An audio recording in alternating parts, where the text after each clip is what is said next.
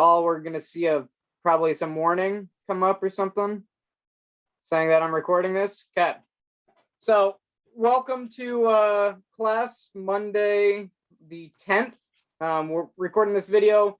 This will get posted on Zoom. So everything that's on here will get posted, my screen share and our instructions and everything going forward. So if you miss a step, feel free to come back and use this video. I highly encourage coming back to use. I actually, even if we were in person, I was going to end up trying to record our sessions because I found it to be really helpful last year for students to be able to go back and, hey, there's a certain, something I'm having a problem with. It's like, okay, hey, let's go back to the video on week 3 and watch from minute, 20 to 40. And it's like, okay, that explains it. And people can, without having to have a lot of individual attention, it allows the lessons to continue, right? So you can see them again.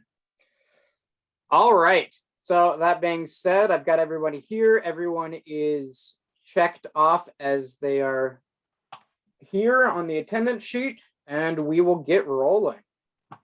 Does anyone have anything before I get going for the night? Okay, cool. So let me get logged in over here and share my screen. All right, and you should be able to see my screen now. Can everyone see it? Yep. Okay. All right, so just FYI, if you're looking at my face, it's probably a bad idea. I'd watch the screen. I'm going to be looking up, so half the time I'm not looking at that camera because I've got a small little laptop screen in front of me and I'd rather work off something that's usable. So, from the beginning, let's go ahead and I'm just going to close a couple things real quick. This is my life. Too much going on. All right, let's open Revit 2022 from the beginning. Does everyone have 2022? Is there anyone on an older version? I know that there were some older versions floating around, but if everyone's on 2022, then that'll be easy. If not, no worries. Just let me know if you're not using 2022 so I can open your submissions in the right application. Because if they're an older Revit, I can't open them in 2022. Or if I do open them, it'll upconvert it. So if I save something and send it back, you won't be able to open it. Does that make sense? So let's all use 2022 if possible. If not, again, please let me know. All right, so you'll probably just start by, you can double click your Revit 2022 icon and it'll open up Autodesk Revit 2022.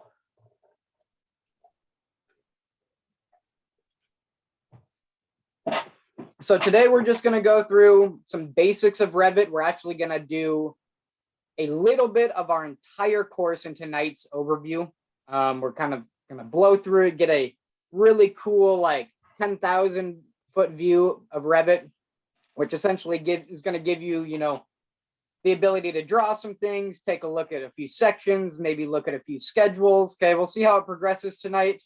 We'll get into, the deep nitty gritty of all of this, but this is basically, just getting our feet wet, getting into Revit the first time, just starting to get a feel for the program. It's a program that like I said, I'm really passionate about. I don't think there's a better software for what this application is for. There's obviously different 3D modeling softwares, but as far as buildings go, this is pretty good. All right. Can everyone see my screen still? Okay. Normally there's a yellow box around my screen when I'm sharing, but it is not there right now. So I just want to make sure. All right. So what we want to do, we want to go ahead and is everyone opened up to this screen? Okay. So one thing I do like a lot, I'll ask a question. Obviously, we're all muted for the most part, the thumbs up, thumbs down icons are really good. I'll ask a question, just a general question. Hey, where are we at? The biggest thing is I can't see everybody's screen, right? So if if somebody misses a step, right, and let's say we're 5 steps further, sorry, and you miss step 3 and 4, but I try to continue without you, it's going to be nearly impossible to get back. So I want to make sure that we all stay together. So please, if you're not with us, please speak up. Okay, I'd rather stop for 2 minutes tonight than for you to go through the entire lecture and not have learned what we're doing or not have had anything completed to turn in later. Does that make sense? Any questions? Thumbs up, thumbs down. And I can't see everybody's screen. Let's see if I can do this. I want to see if I can see everybody on one screen. I can only see 5 at a time while I'm sharing. Perfect. There we go. And I now see everybody's screen. Excellent. All right, and I'll put you guys up here. Sweet. All right. So we're right here. This is what's called the splash screen. So the Revit added this in probably 2018 or 19. It's just kind of an overview screen. It shows some of your recent stuff you've worked on, recent models, recent families. When you open it up for the first time, it kind of gives you some sample stuff from the beginning. For my class, I want us to always do this as our first step and come up here and hit this back button. When you hit this back button, it opens to the actual Revit screen and we'll open from here. So again, I'm going to do that one more time. A lot of things in this class I'm going to go ahead and do twice the first time through. So that way I hopefully don't have to repeat it 2 or 3 more times. I do appreciate the patience on all of your part. It's a long class. It's a 3-hour lecture, and I know that's a long time to sit behind the screen. If we can be efficient, I'd like to get us out of here by 8:30 every night. That would be my goal. Okay, but we'll see how it works out. Either way, we'll go for about an hour or so, maybe take a quick 5, 10, 15-minute break and adjourn, and we'll come back and see about knocking out the rest. So we'll break it up into 2 little chunks. So again, I repeat myself multiple times, but that is just due to the fact that I don't want to sit here and repeat myself all night. So I'll say it twice in a row, and then hopefully we get it. So again, if you open up Revit, it'll come up here. This is called the splash screen. We're going to use this back arrow to just get back to the normal Revit screen, and this is where we'll open our projects from. This just ensures that we're all opening from the same spot. We don't have any weird models. That splash screen is kind of useful, but it can also cause a lot of hiccups, and I would rather avoid the hiccups. So let's just start this way. All right. So from here, we're going to go ahead and go up to your file menu. We'll go to new, and we'll go to project. Okay. So again, I'll leave this up here for a second. We'll go to file, new, and tonight we're going to create a new project. So when I create a new project, it will give me a couple options. And it's asking if we wanted to start with a template. For tonight, we're going to go ahead and just use the Imperial construction template. That's fine. Not next week, because next week we do not have class because of the MLK Day. But the following week, we will build our own template, and each week we will be starting from our own class template. So tonight we're going to use the template that is pre-built out of Revit.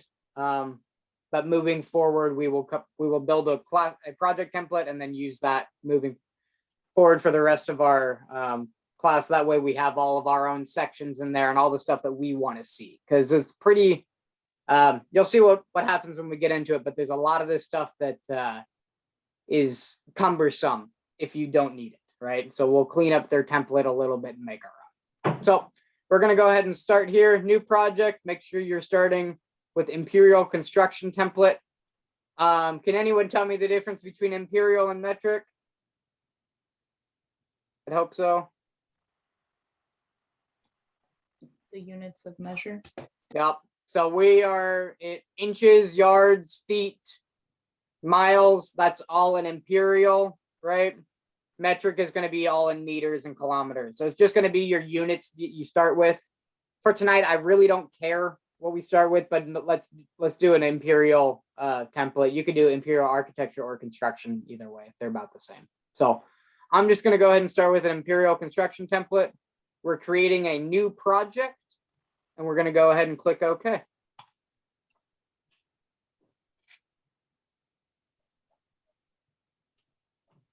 And Revit will take a minute to open up, maybe not.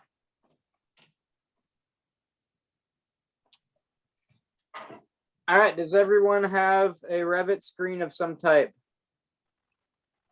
Cool. So this is what's called our plan view, right? So Revit works a little bit different than AutoCAD. How many of you guys have AutoCAD background again? Show of hands. Okay, so about half of you, maybe 75%. Okay. And then in that AutoCAD, did you guys take the AutoCAD class through the school, or did you have any previous experience? Just through the school. Okay. And in the school's AutoCAD class, did you guys model in 3D, or was it all 2D line work? 2D. It was all 2D. Okay. So you looked at everything from not necessarily a plan view, but you looked at everything in 2D, right? So you made some of your views in a section view or an elevation, right? You made some of them in a plan view, right? But it was all 2D in the same plane, correct? Yep. All right. So that's where this differs a little bit. And AutoCAD allows you to draw in 3D as well. Okay, but I was, from what the class that you guys took, it was a 2D line work class. That's your basic AutoCAD, right? It's very, is title blocks and learning. Do you guys learn to draw a house or something in that and draw some sections of that? Cool. All right, so we're going to take your guys' entire semester and do it in one night on the first night and more. So this is what gets me excited about Revit, is that it's not just 2D. It's not just something that has value or information in one view that doesn't translate to another. Okay. So we're going to go ahead. It's going to be a fun night. We're going to go through some fun stuff. Right off the bat, I want to clean up what we're dealing with on our left-hand side here. Okay. So we got a bunch of views over here. Does everyone see that? All right, left-hand side. So first off, I want to talk about a couple things and give you a couple pieces of nomenclature that I'm going to be using. Okay, so, and you'll see this all in the book. By the way, how many of you received your book yet? I know I've seen a couple. Cool. Looks like most of us. Excellent. Right on. Cool. Well, we'll talk more about the book, maybe more at the end of this class, or, again, I don't have any hard deadline assignments for those of you that haven't received it yet. Everything's flexible till the end of January, and if you need more time, let me know. So we'll touch base more on this, but the terms that I'm going to be using tonight are going to be terms that you will see over and over again in your book as well. Okay. So what I want to come up here and you have this in AutoCAD as well. This is what's called a ribbon. Right? Does everyone so I'm not going to say right. I'm going to assume everyone knows nothing about this. Yep. So this is what's called a ribbon. And inside of the ribbon, we have different tabs. So right now, here's the architecture tab, which is where we will spend most of our time in, actually. We'll still touch base on some of these other ones, but these are called tabs at the top, and this whole entire encompassing thing is called the ribbon. So we've got some structural stuff, right, where we can build some walls and floors and columns, some steel. There's places that we come here so we can bring in other links, right? So we could bring in an AutoCAD background. We could bring in a Navisworks model. We've got an annotate tab where we will use this tab if we want to dimension something or put a call out on something or a text note, right? So any annotation based stuff can be found in this tab. Analyze and massing and collaborate, we will not use any of. Collaborate is a new tab that's recently been added. It might not even show it in your book, and that's okay. It's just kind of the new way that we're going with cloud-based models, that we're sharing models on the cloud and everyone has access to cloud-based stuff instead of it being on everyone's hard drive and us just uploading models every week. It all lives live now. So kind of some cool stuff that's going on. Again, we won't need to get into this analyze, the massing, or the collaborate tab. All right, the next one is a view tab. We will be in here quite a bit. You got some sectioning, plan views come out of here. View templates, which we'll be doing in a couple weeks, and your VG, which is your visibility graphics. So pretty much anything having to do with what you're seeing on your screen will come out of this tab. Manage, probably won't do a whole lot in manage for, to be honest, I don't think we'll do anything in manage for this course. We might do something with some piece of a material or something in a family, but it's way down the line, nothing we need to worry about. Add-ins, don't worry about them as well. And modify. So we're going to really be in the architecture, the annotate, the view, and the modify. Okay, so those are our four main tabs that we're in. Again, it's going to be this architecture, annotate, view, and modify. Okay, so that's the ribbon. It's kind of where we go to do certain tasks, right? If we want to draw something, if we want to make something new, that's where we go to do that. We have two, and right now they're stacked. Does everyone have two stacked boxes that look like this on the left-hand side of their screen? Okay, so these are your properties and your project browser, okay? You can take these. Please don't do it for tonight, because I don't want to have to come and hold your hand on how to get them back. But you can take these later on and we can move them out of this ribbon. You can bring them to another screen if you want to, okay? Please, again, don't move them right now. Or if you do move them, you can snap them back and you can kind of see how it wants to snap, and then you can snap like this one to the top half of it. So there's some kind of some tricky stuff that has to happen to get it to snap back.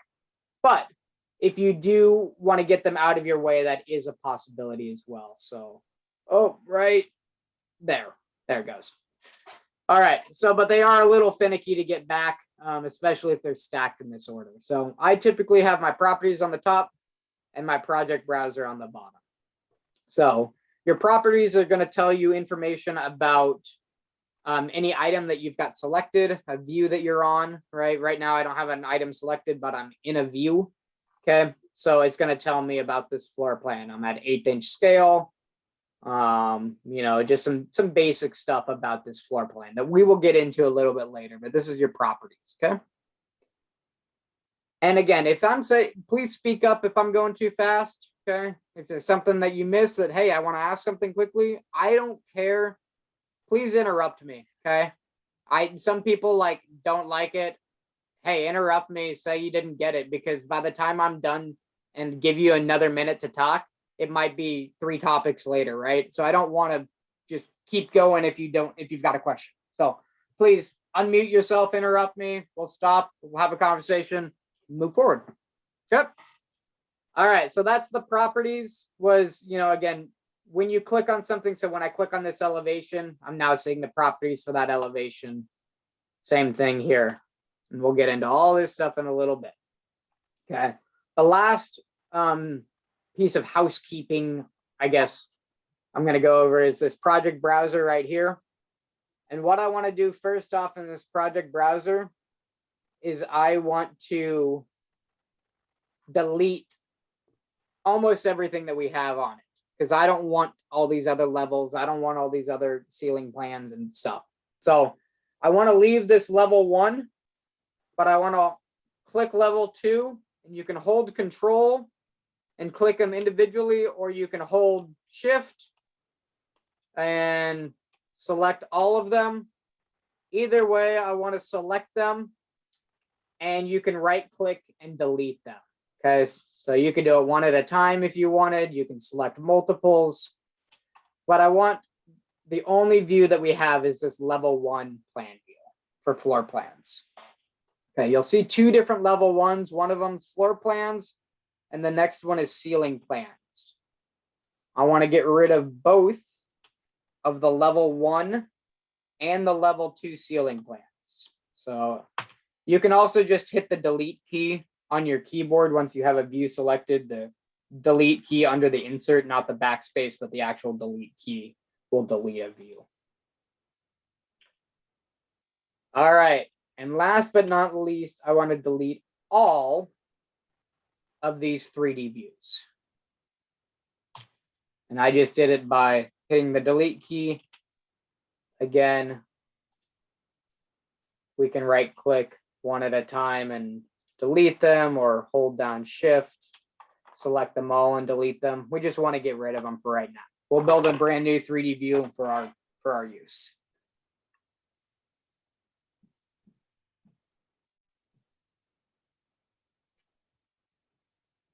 All right. Oh, Tim, you came back, I guess. I didn't realize you were gone. Verified, just delete everything but level 1 for floor plans. Correct. We want to see this right here. We want to see floor plan level 1, and we want to see these elevations east, north, south, and west. And that's it for the views.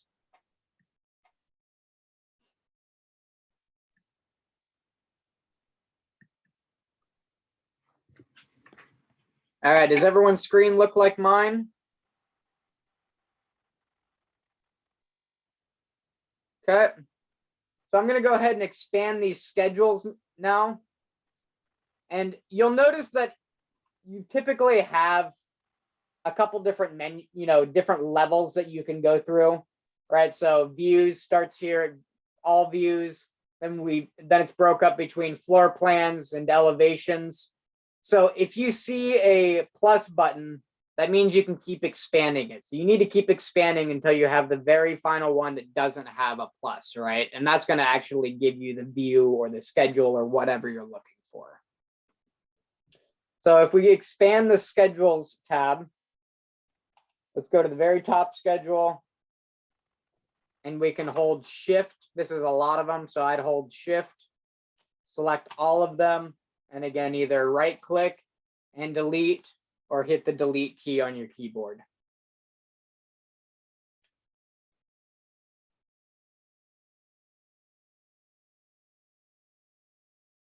All right.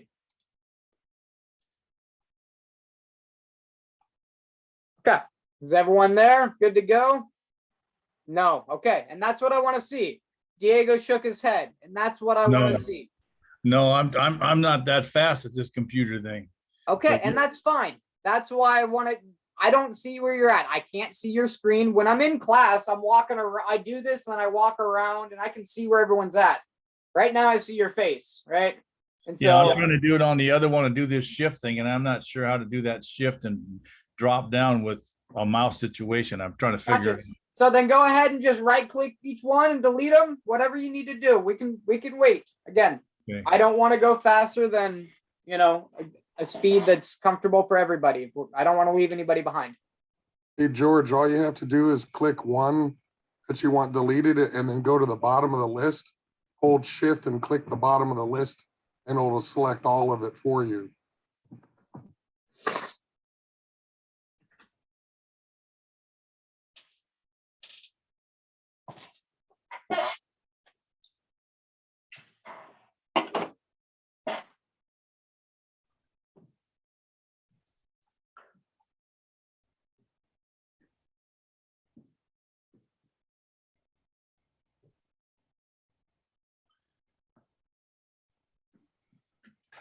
All right. Yeah. That worked a lot better. Thanks. Oh, good. Right on. Hey, and that's the other thing, guys. If you've got a tip for other people, if someone's not getting something, right? Help each other out. Okay. So David, thanks for speaking up, right? we got to view ourselves as a team here, right? And my goal is to get this team to the finish line, not as fast as I can, but as well as we can, right? So yeah, I want to make sure that we're all together. So if we've got somebody left behind and there's 2 little tips that somebody could give them to help out, please do, right? There's only one of me. So, all right, Diego, you good? Awesome. Okay, moving forward. Okay, so we just did a little bit of housekeeping, just cleaned up this project browser a little bit, so that way when we build our new views or we go to different views, we're not having a bunch of clutter that we don't need, right? I don't like to deal with unnecessary stuff. I deal with, who's the organization people in here? Stephanie, right? Kind of David. Okay, this thing on the left-hand side, I'm gonna open up one of my jobs real quick. Okay, and I have hundreds and hundreds and hundreds of views. And if I don't have these properly organized, there's no way I'd be able to find anything. So, by the way, just as a cool side, this is my model right now. This is what's called the Artiste in Bellevue. I'll show you just a little bit while I'm here. This is all underground parking in level 1 and 2, and then it's a 25-story tower office building. So this is what it kind of looks like in a 3D Revit view. This has been quite the job. Just our temp power, just for temp power, we had some crazy coordination that had to happen just for us to get our temp power in. So anyhow, quite a job. But so that's what it looks like there in Revit. And then I told you we'd be touching base on it a little bit. We're not going to be using it in this class, but this is Navisworks, and this is what I view everything in. So I'll back out just a hair and we'll go up. And this is that same building we just looked at briefly in Revit, now in Navisworks. And if I fly into here, we can fly into a level and start to see, oh, and they've got all these zones on here, but start to see, all of our different conduit runs and all of our content will come into here. And so kind of cool. It's like a big 3D video game. So that's my life. I live in this world. So yeah, it's kind of fun, but it also takes some understanding and some patience because it doesn't come overnight. And Revit is a very frustrating program if you allow it to be frustrating. If you allow it to get to you, it will get to you. I guarantee it. Okay. So please speak up if you need help with something, if you missed a step, if you're somewhere and you're like, oh my gosh, I don't see this. And please say something, right? There's a lot to this program, as you can see right here on the screen, right? There's a ton that goes on. Like in AutoCAD, can you freeze or hide a layer and then just have the electrical conduit showing or frame or whatever you want? Say that again. In AutoCAD, you could freeze like a layer and hide like all the hidden lines or floor 2 lines. And oh yeah, you can do that in Revit too. Absolutely. So all of that is going to be happening through your view and through this visibility graphics, which we'll get to in a little bit. But you can do whatever you want. Not only can you hide things based on so there's a couple different things called work sets. We're not going to get into work sets in our class because we don't have what's called a shared model. We're all using our own little model. It's not a big project. We don't need work sets. But there's different ways via work sets, via filters, via all types of stuff that you can turn things off. If it says this piece of information, hide it, right? You can make it do all these formulas to make it do things for you. So it is much more advanced than just, I want to turn this on and off. It can still be that, right? It absolutely can be, I want to turn, I can go here, right here, and I want to say, I want to turn all the conduit off. Ready? 90% of my model is going to hide itself right now. Boom. There's all my conduit in that model gone, right? I did that via a filter. Now, and again, I may share examples, kind of, you know, show some stuff from that give you a different perspective on stuff. Doesn't necessarily mean we need to be, you know, focused right on it, right? I'm not going to get into filters right now, but David asked the question I want to answer and give you a little background about how it does work, right? Because when you have that little bit of knowledge, then you can ask the right questions of, hey, can I get this to turn off a little bit differently than turning all my light fixtures off, right? Maybe you've got a question because I brought something up. So same thing, right? So right now I've got all this conduit on right here. That's all of this brown and orange conduit is all actually in the slab. Okay, so that's actually cast in the deck. It's PVC MC. And we'll go back to here.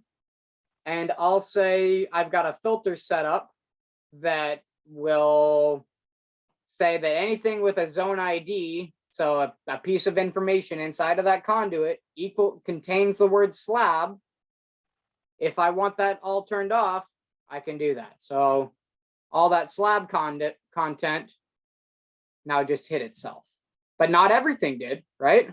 Only the stuff that said slab on it. Okay, so there's lots of, again, this isn't something we're going to be going through, but there's lots of ability to filter things, to sort things differently, to turn them on and off in different ways than just on or off, right, by a category. Okay. All right, so back to Revit. Are you guys ready to start drawing? All right, let's get into this. Okay, so the first thing we're going to be doing is we're going to be drawing in what's called plan view. Does everyone understand what plan view means?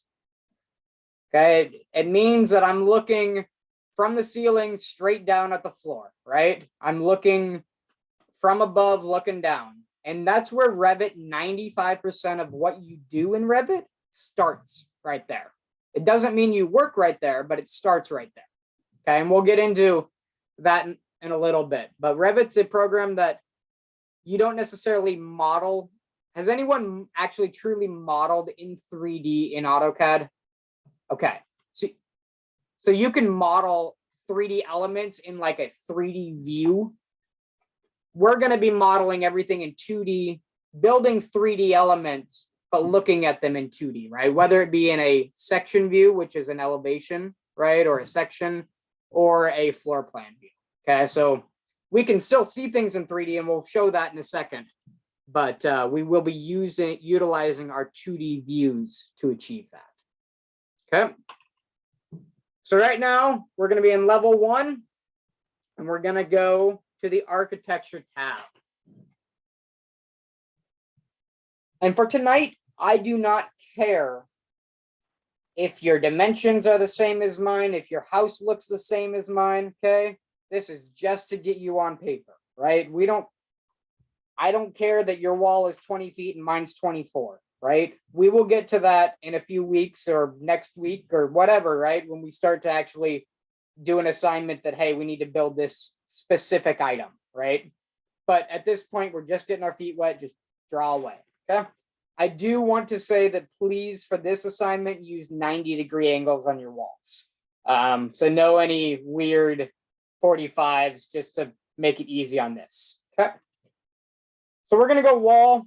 We're gonna choose. When we click the wall, you'll notice that some of these have some arrows underneath that. Do you see that? Some of them have some arrows, and then some of them don't, right? So this model text, it doesn't have an arrow, right? So there's one option when I click that model text, or if I draw this model line, when I click that, there's one option to do it. With the walls, with some of these components, with the column, and with a lot of other things, you'll notice that there's a drop-down menu. So if you click the very top, just right here in the wall, it'll just draw whatever the basic default wall is. However, if you click the drop down, then we can start selecting and choosing how we draw our wall and what type of wall that we want to draw. So I'm going to go ahead and click this wall, click the drop down on it. And we're going to choose wall architectural. Okay, so for this, I'm just going to use a generic 8-inch wall. That's fine. If you wanted, actually, you know what? Just for the heck of it, I'm going to do a exterior. So we're going to make this brick on CMU. If you guys want to use something else, go for it. But I'm going to use brick on CMU for my exterior of this building. So one thing you'll notice before we start drawing, and this is one thing that I will say something and I'll go through and I'll explain some properties. Okay, all of this happens prior to me actually making a click on the actual working surface, right? I'll come into here and I'll make changes in the properties, but you need to make changes to all of your properties prior to drawing. Does that make sense? You can change it after the fact, not a big deal. But if you want to change it ahead of time, you need to make those changes right here, right? So I'm going to go ahead. I'm seeing right now that this wall is going to go from level 1 up to level 2. And I see that that's about a 10-foot wall. Okay. And let's go ahead and have a wall selected in your properties and go ahead and anywhere within this window of our elevation view, right? So this is an elevation, a north, east, southwest. We want to work within this view for right now. So go ahead and draw, click, and you can, draw something 30 feet this way, 50 feet. I don't care, right? This is your place. Do whatever you want. Okay. And once you click, you'll notice it'll pin that corner and then you'll automatically be drawing that next section. If you're done with that and you're ready to not draw a wall anymore, hit escape twice to exit the command. Okay. So again, we're going to go to wall architectural. I'm choosing brick on CMU for my exterior. And I'm just going to draw something like this. This is a massive house. And if you connect it back to another wall, you'll notice that it still wants to draw a wall, right? So no matter if you connect it or not, it still is going to be in the command. So you always have to hit escape twice to get out of that command. And that's going to be a common theme for every command that we're in. I'm constantly double tapping that escape key to get back out of whatever I was just using. Graham. Okay? Yes. So how do you, if you make, if you're not in a 90 degree, how do you correct the mistake? Why don't you go ahead and select the wall? So let's just say that I had a wall here.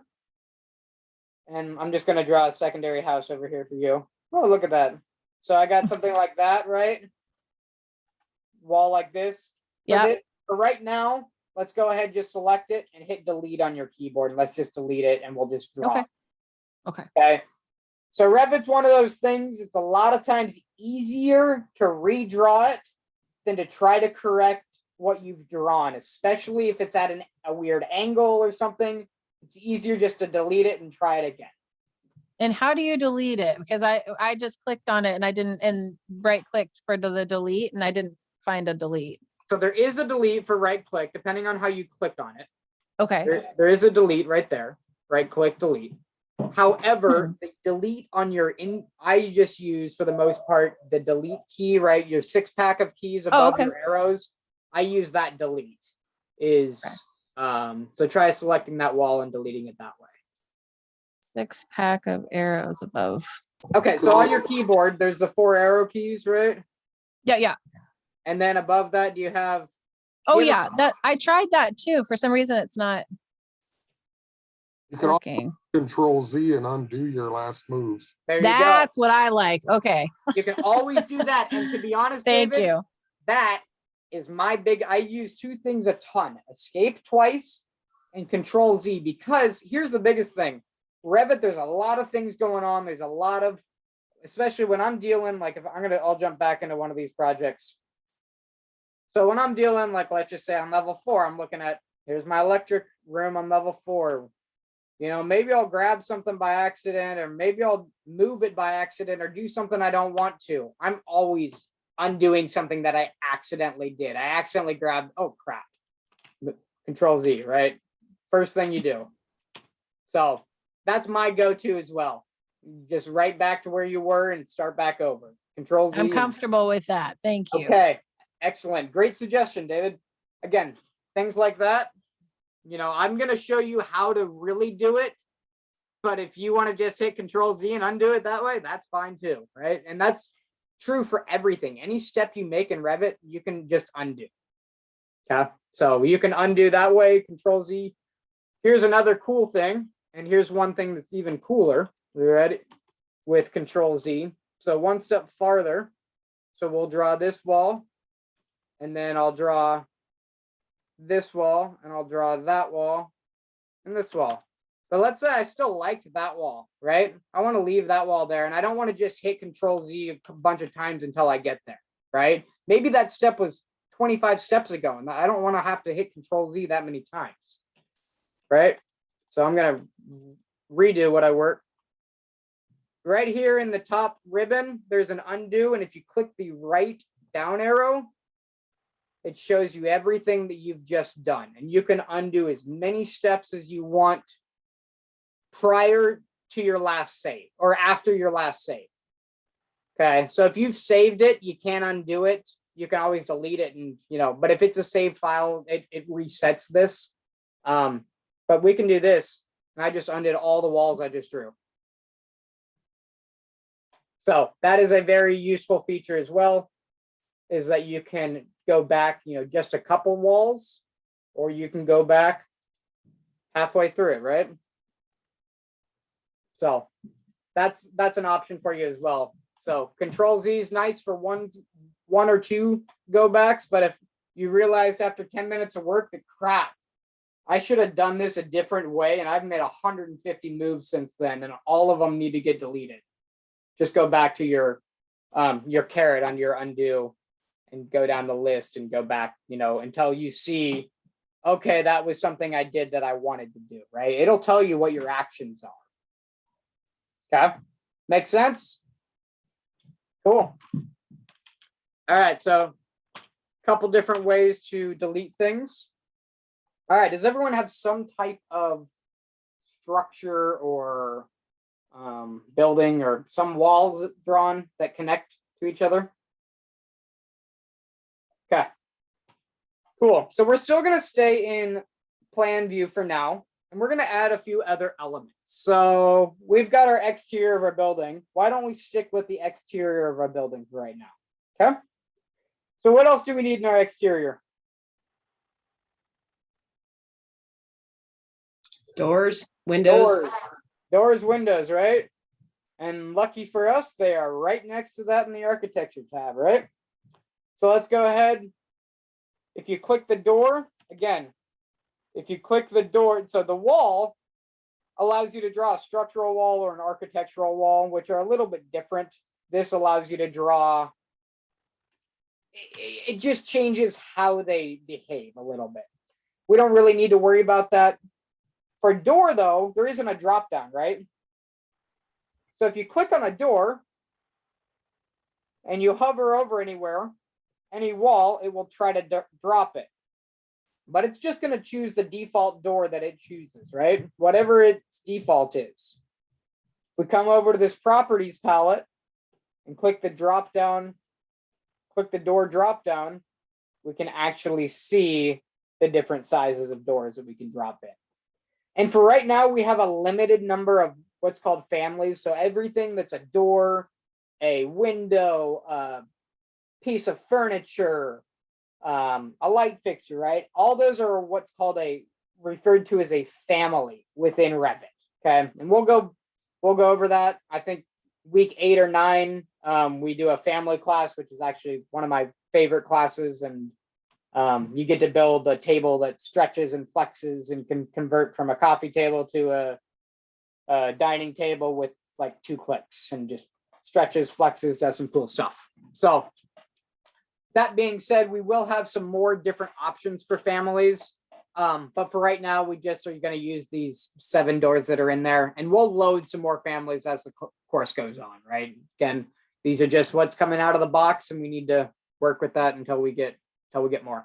So let's go ahead and put in, it's an exterior door, so I want it 36 inches wide, and I'll just put a 36 by 84, and maybe I'll put one of those here, and maybe I've got a back door, and maybe there's a porch over here. I don't know. This building is massive, okay?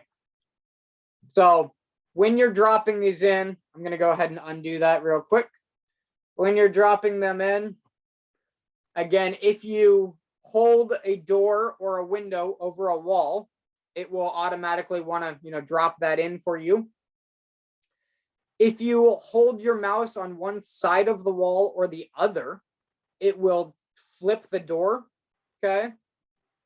So let's go ahead, and I'm going to put in, and then it also has these dimensions right here, which aren't really, they're not going to be there ultimately, but they're there to help you when you place them, right? So it just kind of shows up right now as, hey, this is how far it's going to be from there. If I want it centered, it automatically wants to snap to center. You can see that 27:11 and 17:30 seconds on each side. But again, just because you place it somewhere doesn't mean that that's where it needs to stay. Okay. So Revit's one of those programs that it is almost better to do it and not do it right the first time, so you can fix it and make it right. It's kind of a weird thing to think about, but I'm just going to drop my door here. And instead of spending all the time it takes me to get that exactly 4 feet away from that wall or whatever it is, I'll come back to that later with a dimension, and I can dimension that and move that door around. Okay, so you can get really specific on where you want to place something from the beginning, but it doesn't necessarily mean that that's where it needs to stay, or that it means that you can't just adjust it quickly right after the fact, right? I'll just drop something on and then figure out where it goes. So I'm going to, again, does everyone have a few doors on here? I'll drop a couple on each side of this building. And then it's an exterior door, so we want it to pull open, right? So that way, if you're in a fire and you're running out of the building, you're going out the door. All right. Now that we've got a couple doors that are normal sized, I'd like to put in a door that's something a little different. So we put a 36, actually, we'll do that in a second. I lied. I'm sorry. We're going to stop here, and we'll go back and we'll put some doors in our interior walls and get a different door type in our interior walls. So, all right. Does everyone have some type of exterior wall that goes around a perimeter, connects together, and then have a few doors on the outside? Cool. All right. So let's go ahead and drop in some windows. So again, if you click this drop down, and this one actually has a few more types, we can click that drop down and get, a 36 by, so maybe I'll put a 36 by 48, 5 feet away from center on each side of that door. Maybe I'll put one here. I'll come back and I'll grab a window, a double casement, and throw that over here facing out, right? Again, you can kind of see that window will flip according to which side your mouse is on. So I'm just putting some windows in here, right? Nothing needs to be perfect. Nothing needs to be fancy. Nothing needs to be right. We're just trying to get some content on your screen. Okay. Has everyone got some doors and some windows? Okay. All right, so now that we got the exterior of the building kind of going, what do we need next?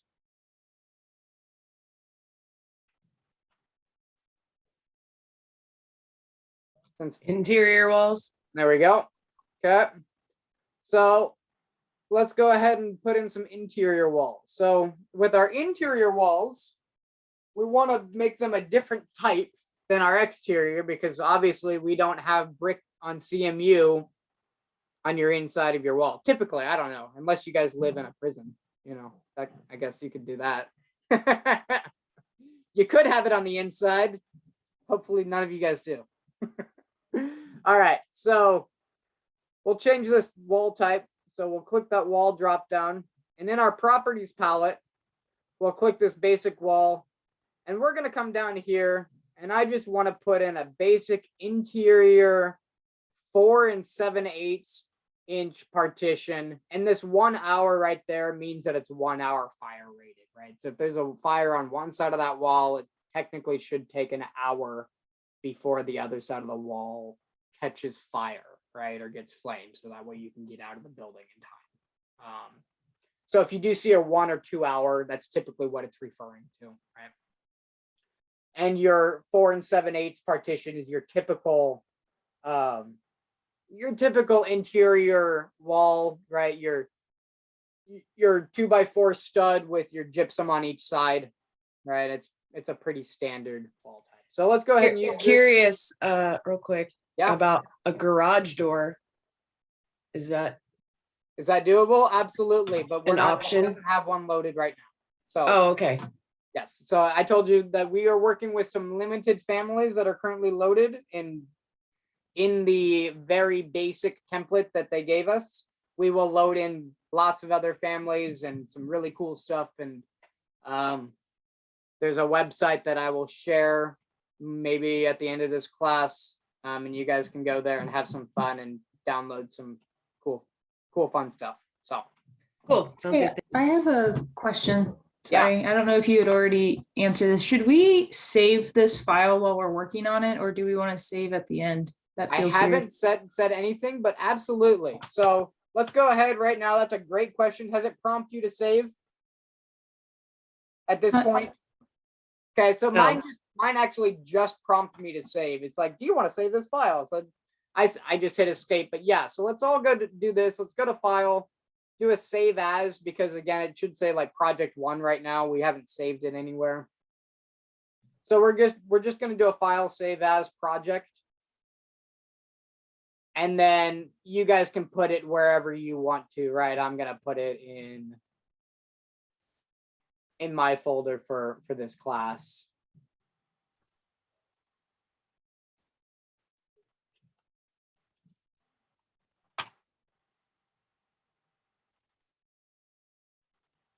And then I'm just going to date our projects. I typically just name them.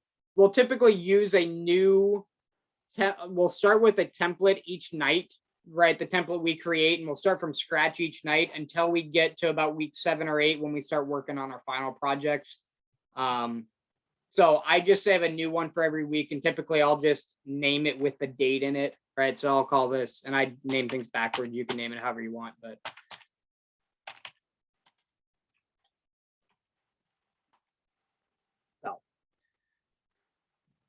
we're going to be submitting some of this stuff, but I don't want Revit.rvt files as a submission. So we'll talk about that a little bit more later today on how we want to turn in what you've done tonight. Okay. And again, Timothy, turn in your stuff when you can, right? We'll get back and go through this lecture or whatever. Maybe we'll have another half-hour one-on-one and we'll get you all caught up. Okay. Since I know that you're not behind a computer that can draw right now. So I have a quick question. I just saved as project 1. I didn't put any date behind it. How do you edit it? do a file save as again, I'll make it do another file. Okay. or while you're in it, or I don't care if you don't have the date on there. It just makes it nicer when you guys are going back and looking at things. You can see when you've done what.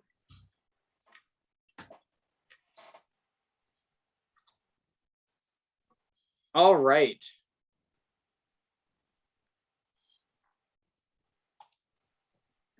So one thing I do want to go over real quick is everyone got some windows and doors placed?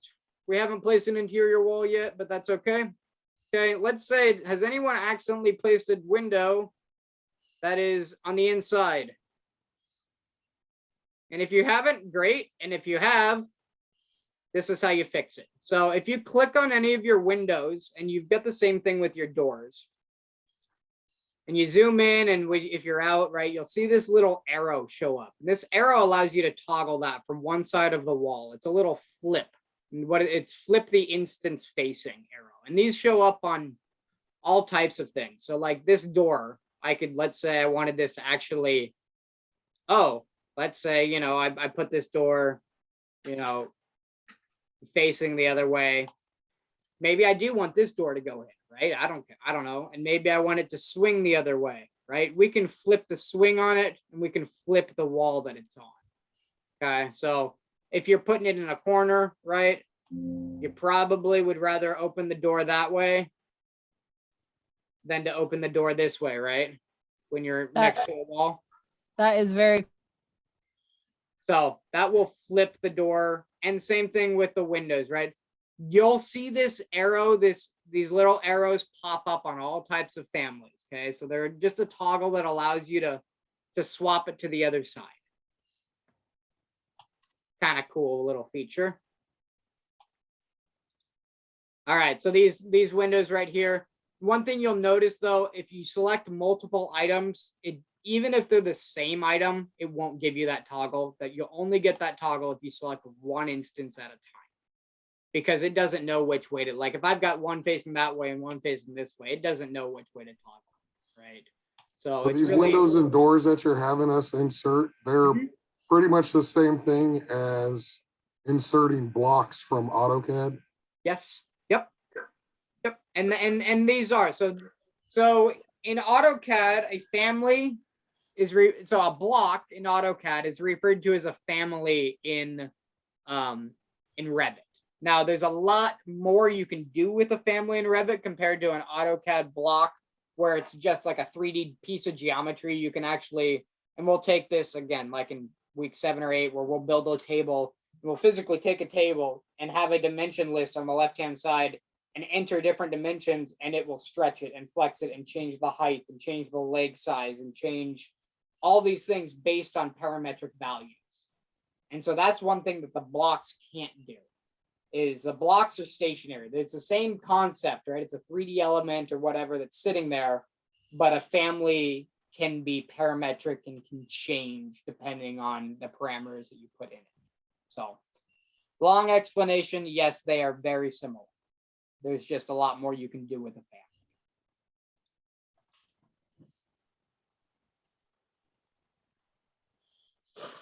Like you couldn't take that block, you could take that block and replace it with a different block, right? Take that block, maybe you made that window single or it was double and you accidentally wanted a single, right? So you could take that block and replace it. But you couldn't take this window and actually duplicate this, and we'll get into this later, but I'm gonna make this, I'm gonna call this a 140 by 72. Watch this. So this is one thing you can do with parametric values. 140 wide. I tell this, the width of this, I want it 140 inches wide. It will now make me an 11-foot window. Okay, so that's what I'm talking about with parametric values. You can assign and set parameters to say, I want the length to be this. I want the height to be this. I want it to be able to stretch and flex. Okay, so it's really cool what you can do with them. I really enjoy building families and building things that work really cool. Nice and slick things, but yeah, that's one thing. You can replace a block with another block, but you couldn't actually edit the block like that and make it parametric. You just have to stretch the geometry of that instance. So sorry to go through blocks versus this, but again, David, thanks for bringing this up. And as I go through stuff like this, you gain some insight on other items that you may have, heard about or may have had touched in the past. But if I don't go through them and share examples, you just, there's stuff that we can not necessarily miss, but we don't necessarily glean that other information that you could already mostly know, right? All right, let's get to the interiors.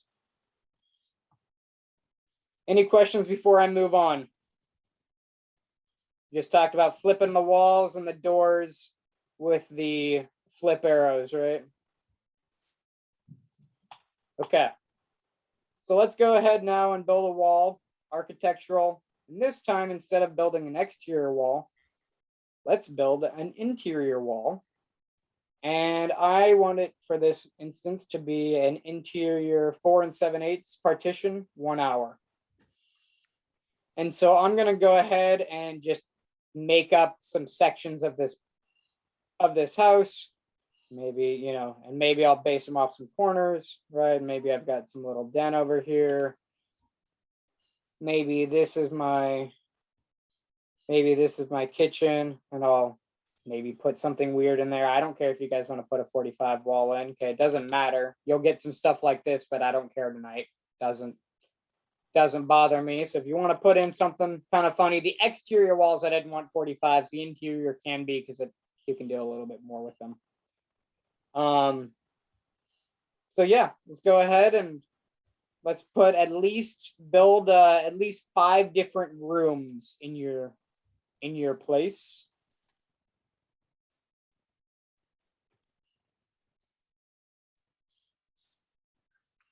And one of those rooms build small enough, build I don't know, 10 by 10 or smaller to be like a little bathroom.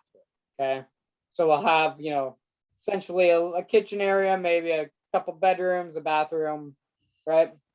Nothing fancy, but just enough to get the job done. Okay.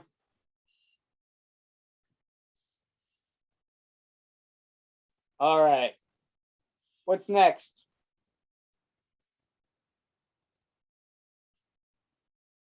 Interior doors. There we go. Okay, so our exterior doors were 36-inch wide. Typically, our interior doors are 30 inches wide. Okay, so our typical interior door is 36-inch by, is it 70? Wait, 80. 80. It's 80, right? Not 84, but it's 80. So Yeah, it's 80. 80. okay, so our exterior is 36 by 84. Our interiors, let's go ahead and drop in some interior doors that are 30 by 80. So the very top option for your interior doors. And make sure that you can get to every room in your house. So I don't care if there's multiple entrances to one of these, but you need to at least be able to walk into every room. Like this room right now, there's a bathroom, right? But there's no door for me to get into it. So let's put in a door, and maybe we'll put in a door for that to enter that room and to enter this room.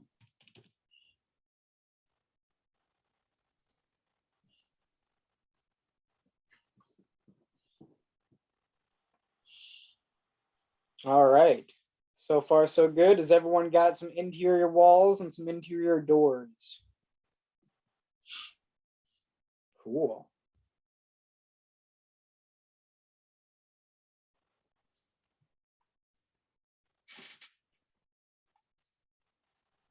All right, so we're going to take our first look at what's called a section view, or in this case, we're actually using an elevation. So tonight, we're just going to use elevation views that are pre-built. And you can see that right here. There's an elevation. Each one of these boxes around the outside with a little triangle, that triangle represents an elevation looking in that direction. So it's as you were standing where that square is looking at this house, right? Does that make sense? So in the future, we will be dealing with some individual sections that allow us to see, you know, internally. For tonight, we're just going to use these elevations that are already here. So what I want to do is over in your project browser, I want to go ahead and open up your north elevation.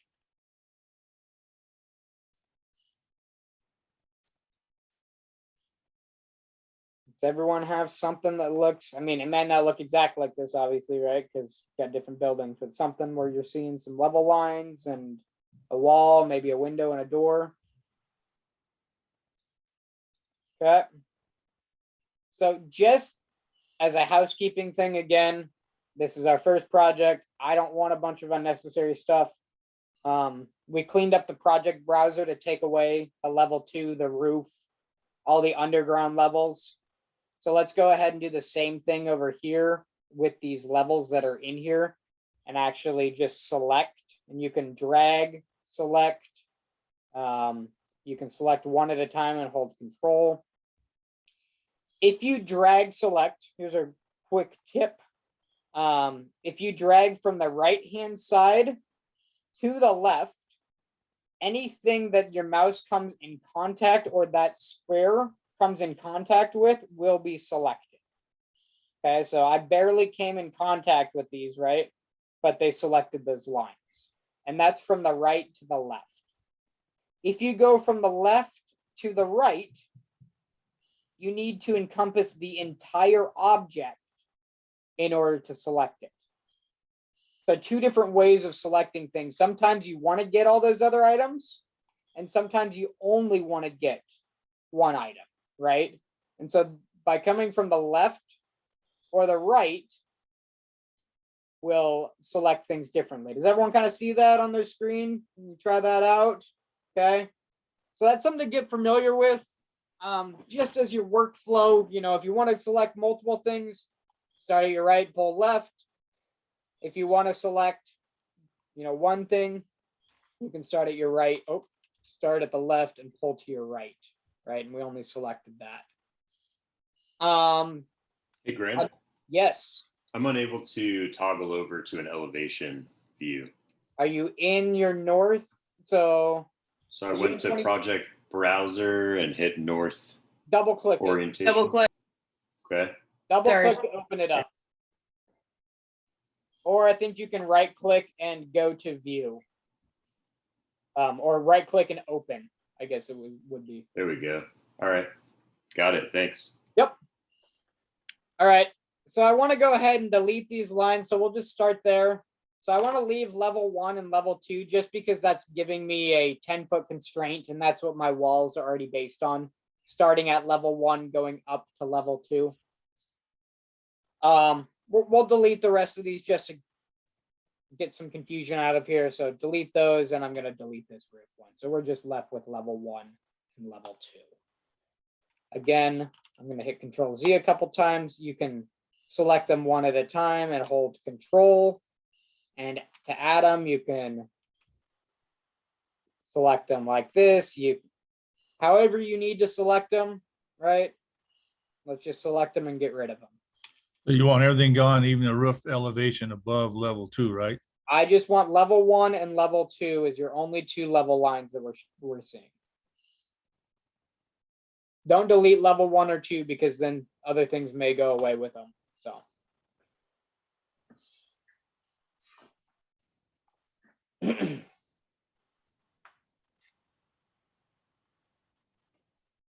All right, has everyone got their lines all cleared up? Okay, one thing I do want to go over again, I'm going to touch base on a lot of things, a lot of nights, right? I'll repeat myself. Revit's a program that you may see it once and you will never remember to do it again. Or you could see it once and love that feature and use it all the time. It just depends on what you grasp, right? So that's why I want to try to present all the options. If you get it, great. If not, we'll work on it, right? This won't be the first time or the last time that you're hearing. Well, this will be the first time. This won't be the last time you're hearing any of this. We'll put it that way. Okay. All right. So what I want to do real quick is I want to now, let's say I was trying to select this window, right? And I want to drag from the left to the right. And I selected that just fine, right? But sometimes maybe I accidentally get another element back there. You guys see how that's kind of, you see those selecting, right? If I catch that, now I've got, and this is what's called the pre-selection. Okay, these elements are highlighting themselves. They're pre-selection. You don't actually select anything until you let go of your mouse button. Okay, so but if you click and you hold that mouse and you drag it over, right? You can't just click once, right, and drag it. You got to click and hold that mouse. But if you drag it, and now we end up with a bunch of other things, right? And I've selected it. You'll notice over here that I've got multiple categories selected, right? There's multiple elements, and it's just giving me properties that are common among the 5 of those different elements. But let's say I only want the window to be selected. Let's say I want to delete that window. We have this beautiful feature called a filter. Okay, and there's 2 types of filters. One of them is a filter that we will probably not get into, and it's based on filtering like earlier when I showed my project, I turned all that slab content off, right? I turned that slab content off just by a filter, okay? That's based on a parameter filter and some information inside of that. That's not the filter I'm going to be talking about when I refer to as filter.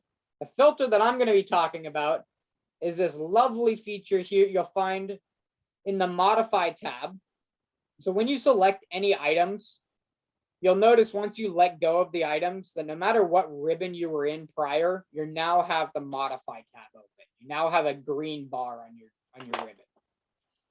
And so in this green bar, there's a filter that comes up right here. You can access it here. You can also always access it right here in this bottom little corner, your bottom right corner. And you can see that there's a number 5 next to this little icon, right? You see that? I try to get by it, but my date pops up. But this 5 next to the icon represents that I have 5 things selected right now. Okay. Same thing right here in our properties. We can see that we have five things selected, and these are the common properties that they have between each other. So next to this 5 down here or up here, we have what's called a little filter button. And when we click that filter, it will come up and we can now filter things or deselect items based on categories. So let's say I wanted to I only want to select this window. So I can uncheck the walls. I can uncheck the doors. And now when I click OK, I only have that one window selected. When I look in my properties, I'm only viewing that one window that's a 48 by 60, right? It used to show me common properties among the different families or the I guess it's a system family, which is a wall. It only showed me the common properties, and the common properties basically were nothing, right? There wasn't a whole lot that it showed. Okay, but if you want to get something in specific, then you have multiple elements selected, you can come here quickly. If there's a bunch of items, right? Let's say I have, and I don't have a ton of different things here because I only have like 3 different categories.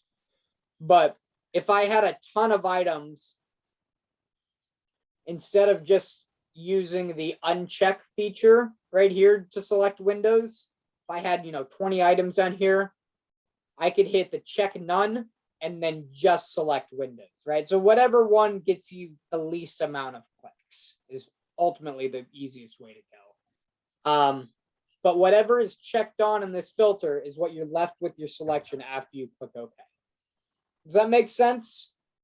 A little bit about the filter.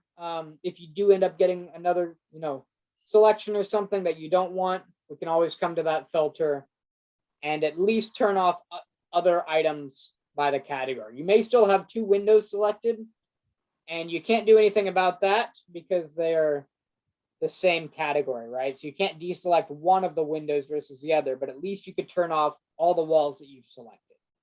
And then we could come down here and hold Shift and deselect that last one. One more little quick tip. Again, I go through these and you may want to watch this video again, right? This is why I like having the video, so you can come back and see these little tips when you're trying to work through the book.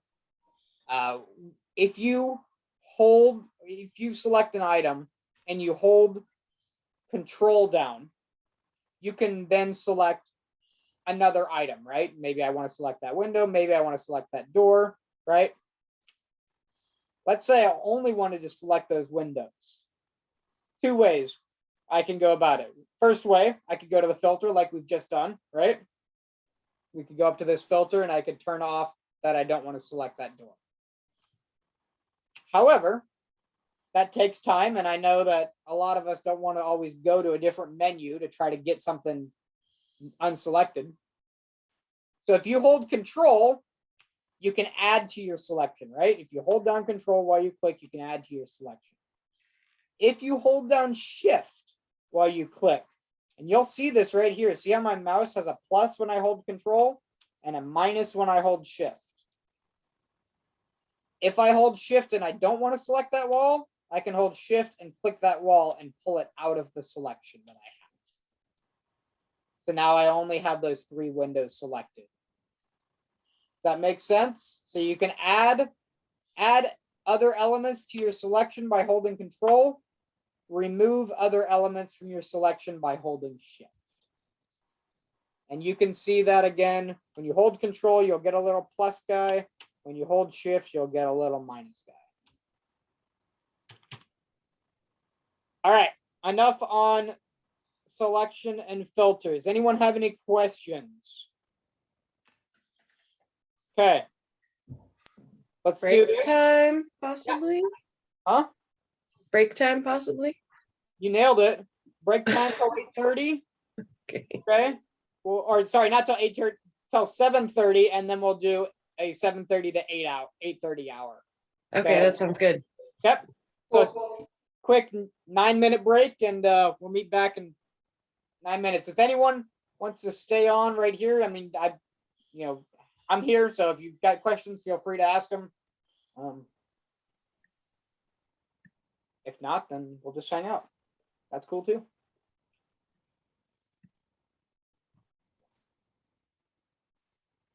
I have a couple of questions. On aerial views and stuff like that, I was looking up here, do we use that house for aerial views, 3D aerial views, fly around, stuff like that? Yeah, we'll get to the house in a little bit. We'll build one. That on that deal? I'm used to some design, I just not used to Rivet. Yep. No, it's a new one. Yeah. I just got to get used to how you're doing everything on this portion. The other softwares, I've used Chief Architect and things like that, but they're not quite what Rivet is. But No, they are not. No, they're a lot harder to get detail in and out of than it looks like Rivet will be once you learn it. So, Revit's really, really, really streamlined once you understand a few basics. It's okay, yeah, it's an awesome program. Yeah, I'll work on it more. I did get the Revit book, and then so we're gonna go 1 through 3 or chapters 1. I couldn't figure out what we're supposed to be at, where we're supposed to be at exactly. By the end of the month, be through chapter 4. Okay, I think it shows like 1 and 2 for the first night, then chapter 3 for the next, and 4 for the next. So, okay. but again, none of those are due till the end of January. And again, if we still need more time, we can make that happen. So, Okay. but the quizzes are super easy, especially if you've done any type of skimming through the chapter. It's they're not meant to challenge you. They're just meant to, No, I just got the book, so I was just gonna wonder. I was gonna start skimming through it. Yeah. I just don't know how far you wanted us to go for the first. Okay. I would just look at, chapters 1 through 3 for now. That's probably a good stop until we meet again, and then we can look at chapter 4 at that point. So no meeting next week, but a week after. The Correct. week after. Yep, no meeting next week. We got a holiday. Okay.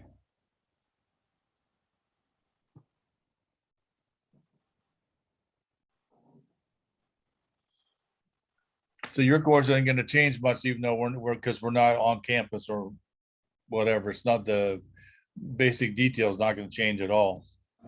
No, not really. The only thing that'll change would be anything that slides around just due to the fact that the bookstore did not get my book. But Yeah, that was people are trying to rush to get it, but it takes a little bit to get here, I know, and that's why I've given plenty of time, right? So we still have, 3+ weeks, or we've got 3 weeks until everything's due. So I just don't understand. I've complained every quarter about the bookstore being way behind on the bookstore, the whole ordering process through the bookstore on our end is a nightmare. And even once it got completed, apparently it still kicked it out.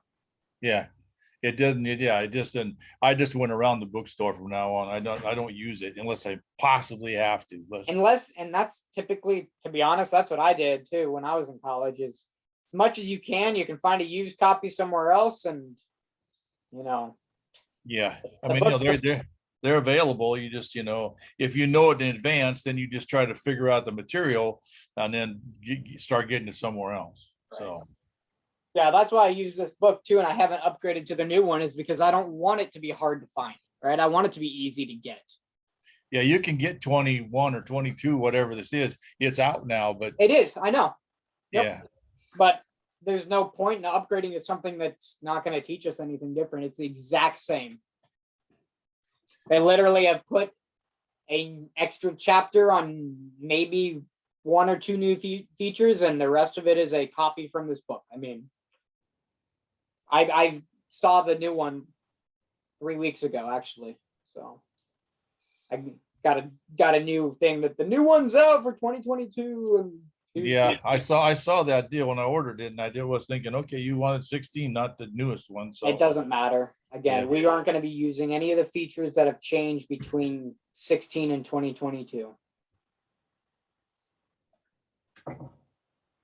Now I saw you turning stuff on and off. So when you send your stuff to a client somewhere that you're doing work with, you can hide that stuff so they don't see it, right? So they only. I only see what the client needs to see for that specific drawing. That's all what I it is. figured. What I figured. You just hide whatever else and send them what they only need. I got it.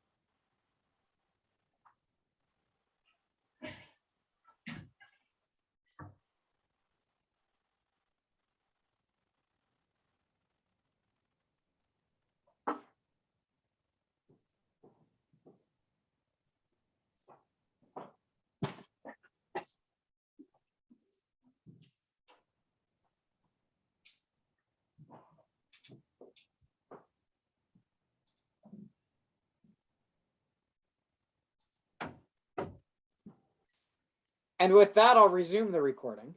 Yeah, I'm glad you didn't resume. I'm glad you didn't resume recording. That would have been a little. That's okay. I don't care.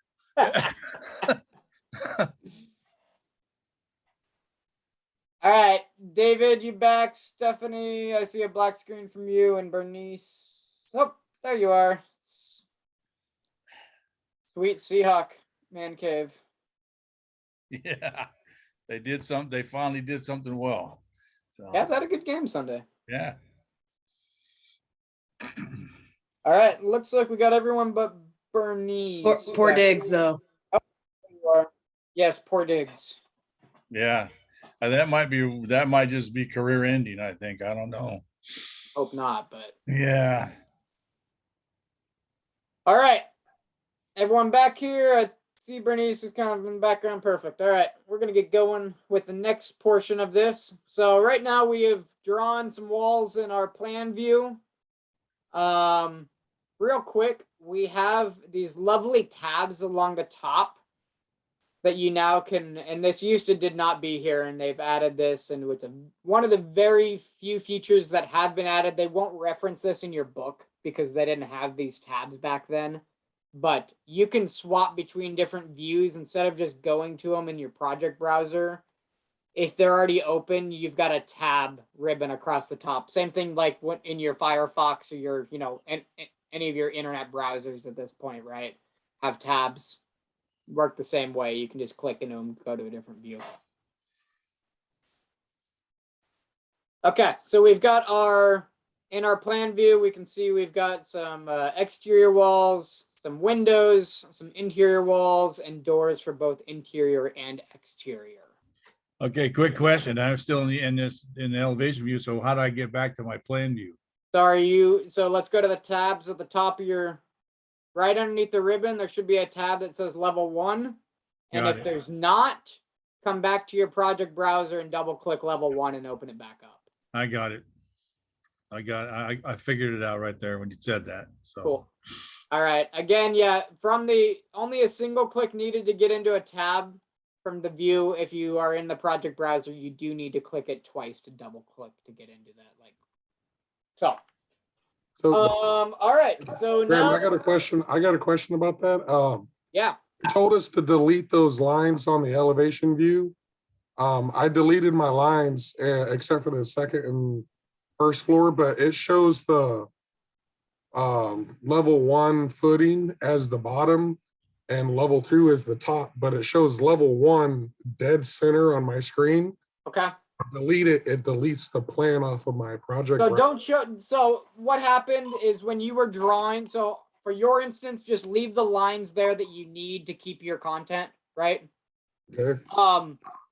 For your, what happened, and it's not your fault. It's just based on sometimes, and we get this, like, I get this probably 1 or 2 people every year, first class, when they draw a wall, instead of that wall being starting at the base constraint of level 1, it will have started at like the bottom of footing, or it'll pick the different one of your reference lines to start from. And then, so then you're off a little bit. Don't worry about it. I accidentally clicked the footing one. I tried to get it to go back. I got it to go back, but apparently it didn't. But you had already drawn it at that point. Yeah, So I was just curious why it showed up like that. Okay, thank you. no worries. If you want, we can fix it. If not, it's not a big It's deal. fine. I just want to know what I did so I don't do it again. Absolutely, and that's what you did. Is you just came here, and when you're dropping that in, you actually just changed this. Typically, and we should have done this. We deleted the other floor plans of those levels, but we didn't jump into that section, that elevation, and delete them from there. If we had done that first before we draw a wall, you wouldn't have had those other options, right? So that's why I like to clean this up, so that way we're limited to the options that we just need, not all the crap that comes in with the template. Okay, so we now have a basic building, and we've got some basic walls and basic windows in it, and we really don't have a whole lot more that's loaded into this project right now. However, there's a lot more that exists that you have access to, or at least I think you have access to. Fingers crossed. We may have to upload some families for you, but we'll see how this works. So what I want to do now is I want to go to the Insert tab, okay?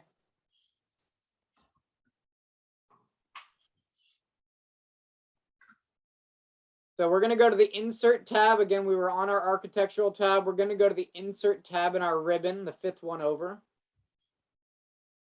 And I want to come over to this area that says Load Family. Does everyone see that? Now there's one next to it that says Load Autodesk Family. That's from the cloud. We're just going to locally load the family right now. So just the one that says Load Family. And if you click this, I haven't got the insert one. 1, 2. Oh, insert. Okay, never mind. Never mind. Okay, I got it.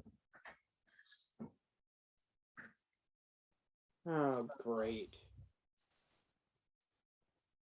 Of course. Okay, so we have a lot of fun. It looks like 2022 came in with no good families in it. Which is okay. We're gonna go find some families right now. We're just jumping a little bit ahead. I will get you a link in next class. We will get you a bunch of families to download from. Why don't we go and see? And I guess we can just go ahead and do this. We can load an Autodesk family. And so we'll use this. I don't have the load Autodesk family is not available. Okay. So then you're probably, is that true for most of you guys? Is it load family or load auto? Oh, load Autodesk family. Is that grayed out or is that available for you to click? Mine clicks in. Okay. So that's fine. If you don't have access to that, oh, sweet. It decided that it no longer wanted me to be working on my computer. Oh, good. Okay.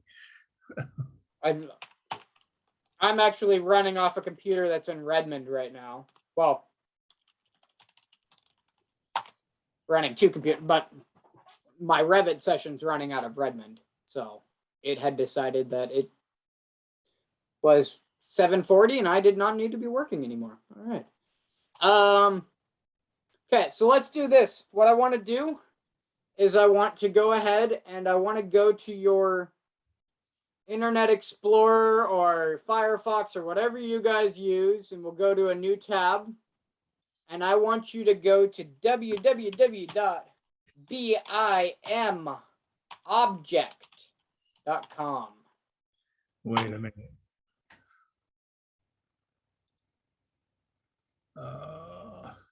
What's that now? I want you to go to www.bimobject.com.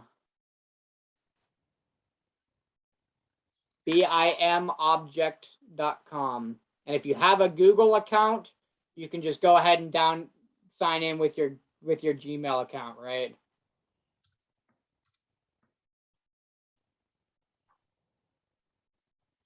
BIM objects for everyone. Okay. Yep. So this is a third-party site.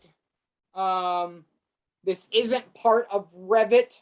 However, this has a lot of Revit families that manufacturers have built for their products on here. And not only do they have manufacturers family, but you've got user families as well. But anything that you want, that you can think of, literally, like, let's just type in coffee table. And here's all my crazy cool coffee tables, okay? This is, this isn't just, I was going to have you put in the basic lame stuff. Let's go ahead and just jump to the end and let's get some cool stuff, right? So, let's go ahead, and I don't care what you use. We just need to make sure that we're downloading the right family and loading it in. Okay, so. Okay, I hit the coffee. You showed me one coffee table. I need to go back then. I don't know. What do you mean? I just typed in coffee table in the browser.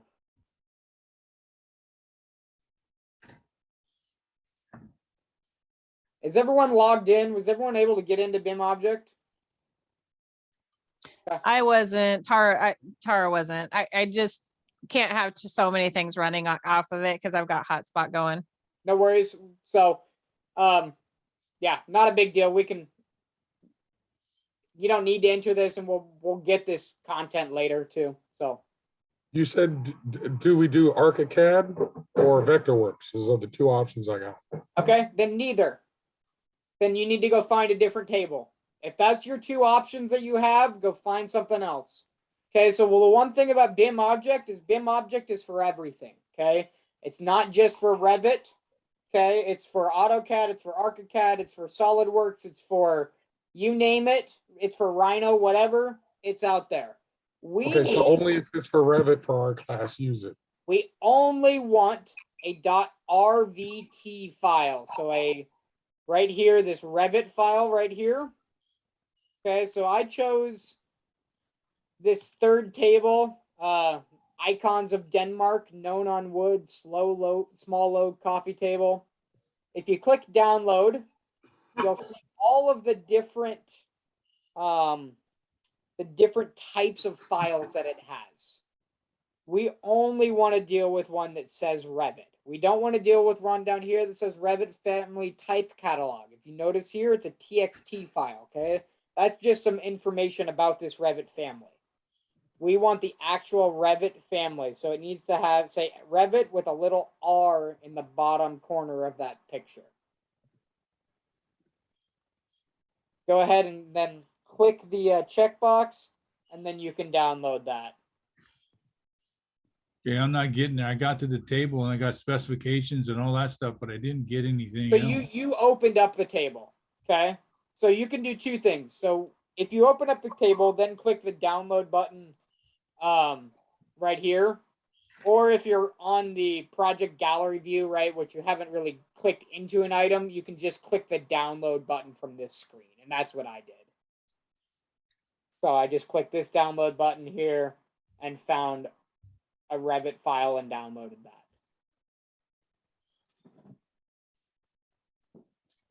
So I don't care what you download as long as it's a Revit file. And as long as it's a Revit file. So then let's look at for something else. Maybe we'll look for a bathroom sink. Okay, and I want one just because I don't want to put a counter in. I want to put in a pedestal sink.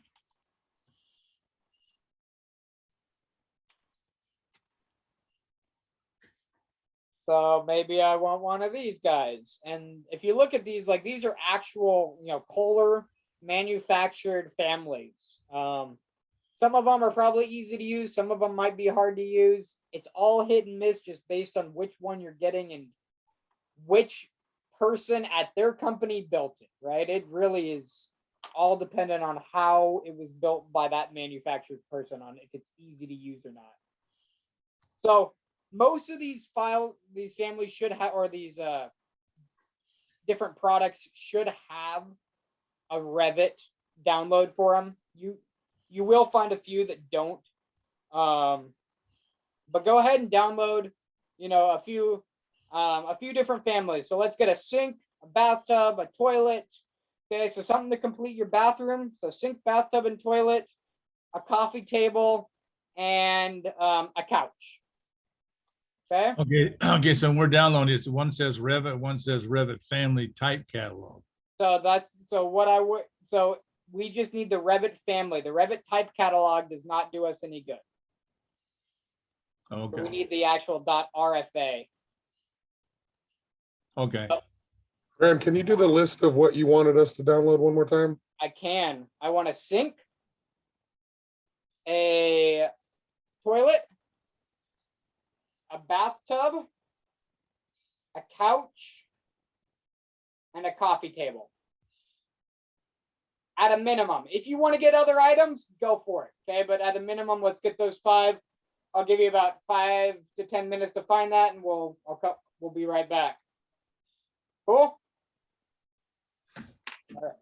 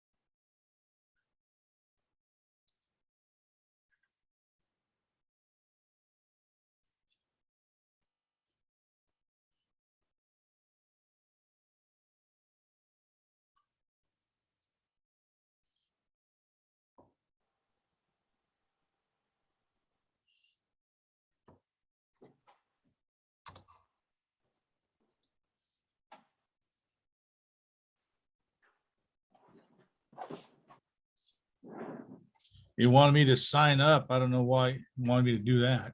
For what? BIM object? Yeah. Did you sign in? You got to log in. You got to sign up either with an email account or like just your Gmail through the school. Just use that to sign in. But you've got to be registered of some type to be able to get into it.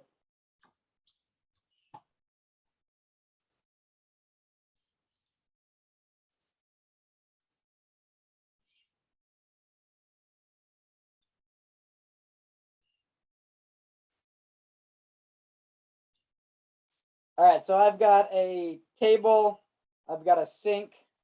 I'm gonna go ahead and do a bathtub.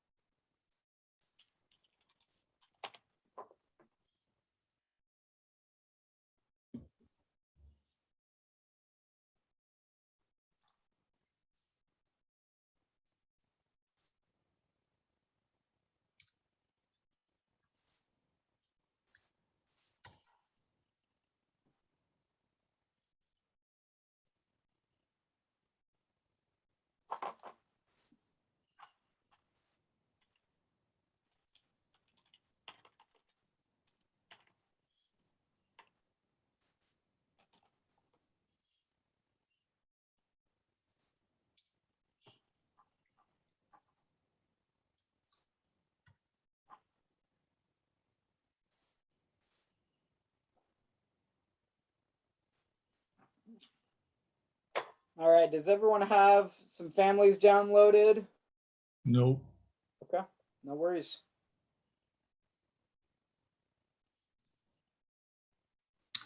I'm sorry, you Hold said Do you Uh, have? Go ahead. tub, sink, toilet, table. Tub, sink, toilet, table, couch. Okay, thank you. At a minimum, if you want to grab more, you can, right? This is just.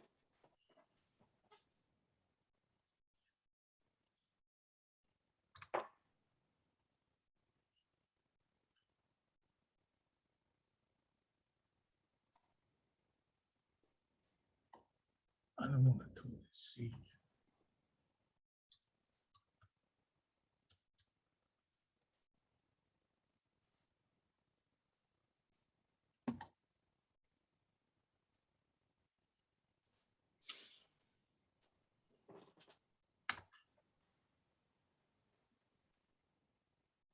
All right, give you guys two more minutes to find a couple other families. If you do not have all 5, that's okay. But let's try to get at least a couple of them on there, on that list.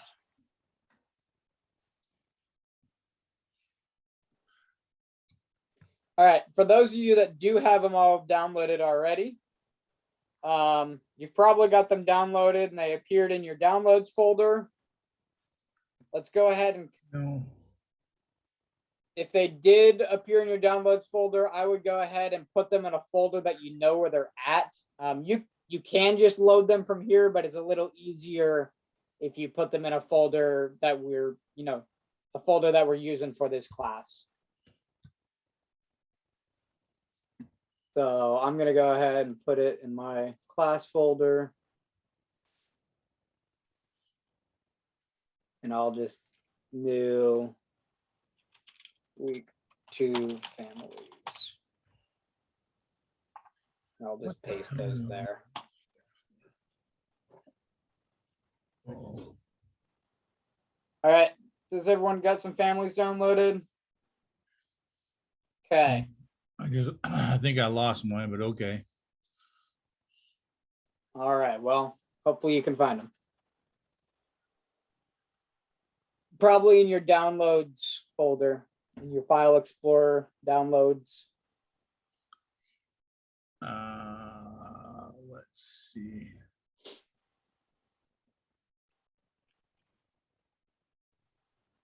Nope. I'll get in and do them though. I know where I gotta go. Okay. George, if you download another one, take note of where you're saving it, and then you'll be able to know where it's at when you look for it. Yep. So Yeah, no, I sometimes hit it the may wrong- automatically be saving to a file that's, buried somewhere. Yeah, I hit the wrong button and wiped out the whole thing. Took it right off the. All right, and if you need to re-download some, re-download a few more. So there's I 2 will. ways. All right, so there's 2 ways to bring families into Revit.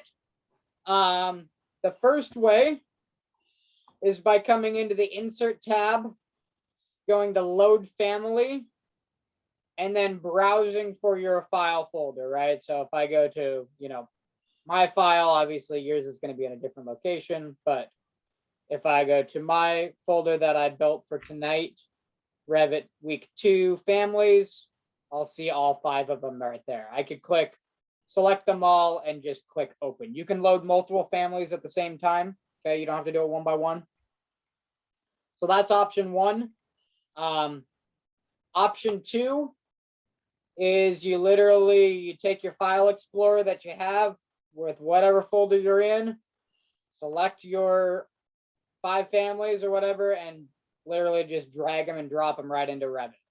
When you drop them in, you're probably going to see this, that it's upgrading them. Okay, and this is going to be the case for any object that comes off BIM object.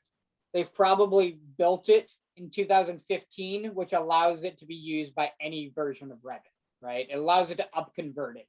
If it's built in 2020 and someone wants to use it in 2018, they can't. So the developers build this in as old of a platform as they can. So most of the time when you download something from BIM object and bring it in, it will automatically upconvert. You don't need to do anything about it, but just know that that's what's going on. I got an error saying that don't save anything that has the size in the name because it conflicts with other information about the object. Can you share your screen? Well, yeah, I can do that.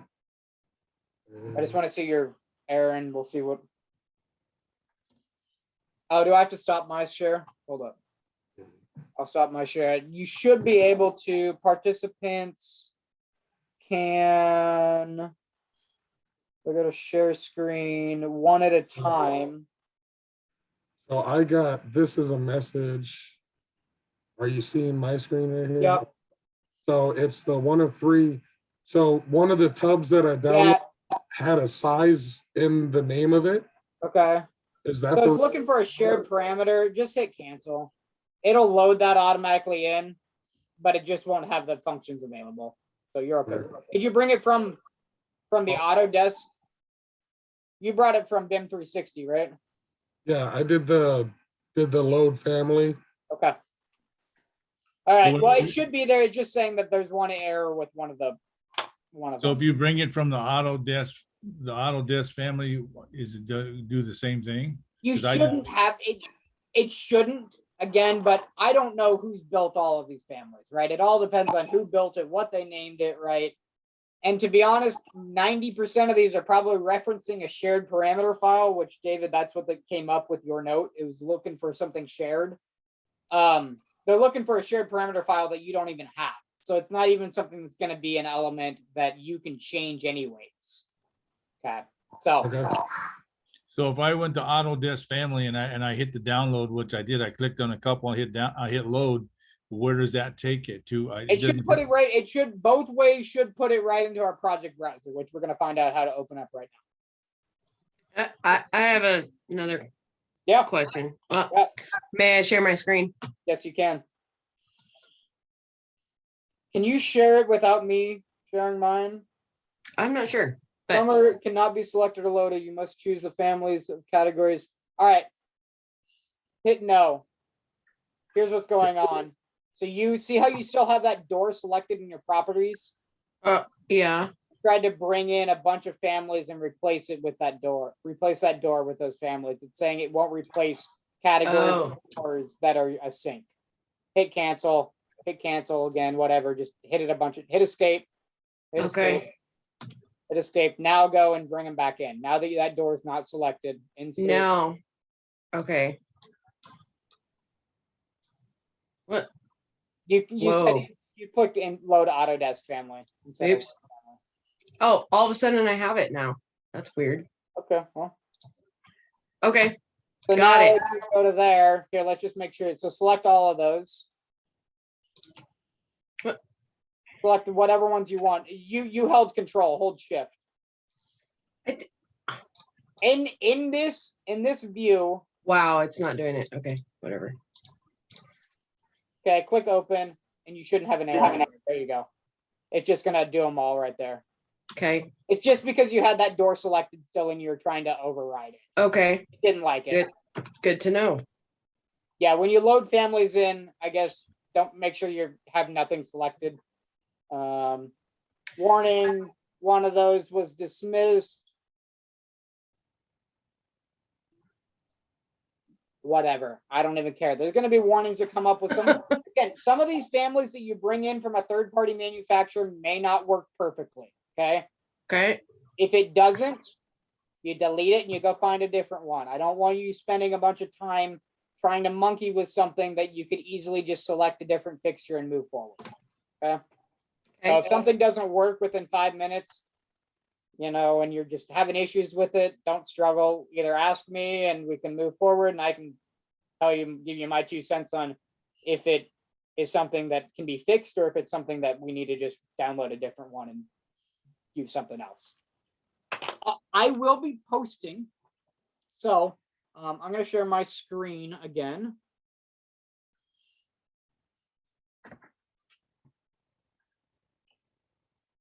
All right, can you see my screen? Yep. So I will be posting, and I had to do this last year. Because so when we download this program and we're on the network at school, all the families are already there sitting for us for the most part. There's some always going to be these fancy manufactured families that we can bring in like what we're doing now. But for the most part, you're going to have some basic stuff that Revit already comes with, right? You guys just didn't get that in your downloads. So last year I built this. I built a folder and I'll dig it up, but it's family, it's the entire plan set. It's the entire set of families that comes with AutoCAD, or sorry, with Autodesk products, which the Revit is, right? It's this entire set that comes with it, and I will send a link and you guys can be able to download that to your computer.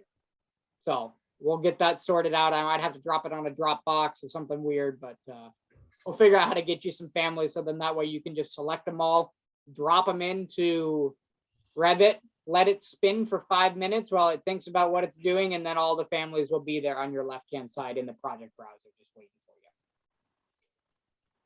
you. Okay, but until then, let's go ahead and move forward. So it's 8 o'clock. I want to, tonight I'd like to get probably a little bit farther than 8:30. We'll see how we do. Maybe 8:45, wrap up by 9 for sure.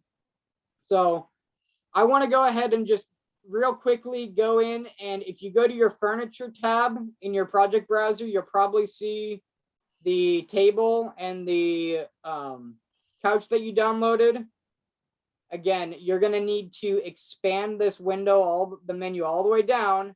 And once you get down to one that you can't expand, you can take this and drag it and drop it. And I'll make this my living room right here. And maybe we'll have, and once you've dropped one, okay, it'll want to drop another one until you hit escape twice. If you want to spin this before you drop it in, if you hit your space bar, you can rotate that prior to ever dropping it. Okay, so that's for the most part true with any family that you're going to be dropping in. So I'll put a couple couches in, and I'll put a couple tables, and whatever. They're not perfect, but we're just trying to get a few pieces of elements in here, right? I don't have furniture in mine. Okay, if you don't have furniture, no big deal. Let's go down. If you didn't, and you'll only have in there what you loaded, right? Normally when I come in to a project, like a brand new out of the box Revit project with a fully loaded version of Revit, it has, if I click on plumbing fixtures, it's got all my toilets, all my sinks, at least, one type and a bunch of different sizes of each one, right? It may not have a ton of them, but it's got something. So I'm going to try to get those families to you so you at least have those in your project browser. So I also asked to do toilet, sink, and a bathtub. So those are going to be found under your plumbing fixtures, and expand them all. And we can drag those over. Now, some of your stuff may want to place kind of funny. So like this sink, it's a pedestal sink, but it looks like it's trying to place on the wall. You see that? It's dropping in and it's giving me this, you know, I can't do this symbol until I get near a wall. And so what that's doing is it's saying this family wants to be hosted to that wall. And this is just based on how that family was built. What I was saying earlier, every family is only as good as the person that built it and what they put into it. This one hosted this on this wall. So if I try to automatically put this in by default, I'm going to put it in the wrong direction. So if you've got an item that wants to host to the wall, go ahead and instead of this right here where it says place on vertical face, let's change that to place on work plane. And then it will try and drop it in our plan view and not host it to the wall. It'll host it to the floor below. So if you've got an item, same thing with this toilet, right? Maybe it wants to host to that wall, but I know that the toilet I selected is one that should be floor mounted. Again, I'm going to place it on the work plane and I'll just put a toilet right there on the floor. And now same thing with this tub. All of these want to be hosted. So I'm needing to put all of them on the work plane. And you'll see right here, if I click place on work plane, you can see placement plane level 1. So it's actually just going ahead and placing it right there at that 0 elevation of level 1. So there's a basic, you know, sink. And maybe I want to move that over here and maybe I want to rotate that.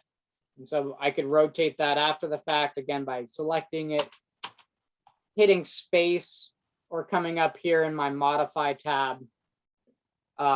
Once I've selected it, which modify is now open, and I can use my rotate. And I can rotate that 90 degrees or whatever I want to do, right? Same thing with this. If I wanted to flip it, it'll allow me to, it's got a flip toggle on it. So all families are built a little differently. You just got to take each one as they are and see what controls they have. Okay, that's why for all of my content, when I come to here and I show you guys, you know, this export that's got everything in it, every part and piece that I have in this model is something I have physically built. It's not a product that's coming out from a manufacturer that's making it difficult for me to use. It's a part that I've built. I know how it's controlled. I can do everything I want with it. And maybe it's modeled off of manufacturer's element, but it's something that I have full control of. I have the shared parameters for it. It's just when you get to the point that you really need to have full control and be able to model efficiently, you can't be playing this game with all the manufactured families and trying to figure out how to put them in. The manufacturers build families that are really nice for a catalog sheet, but they could give a crap less about how easy they are to install. And so that's why I build my own. And, you know, then we have control of everything. I've got control of, you know, that light projection that's coming off there, my back box, any clearance zones I want to add. So I take their family, maybe I'll take a piece of geometry from it. Probably not. I'll probably just copy, you know, take it as an image and build it from scratch. And a lot of the times that's what we're seeing. Is drawing it by hand or yourself, is that worth the time compared to all the For you? pickups you can get? For you or for me? For anybody. For you, absolutely not. For this class, we're not going to be building family. We're not going to build toilets for this class. Okay.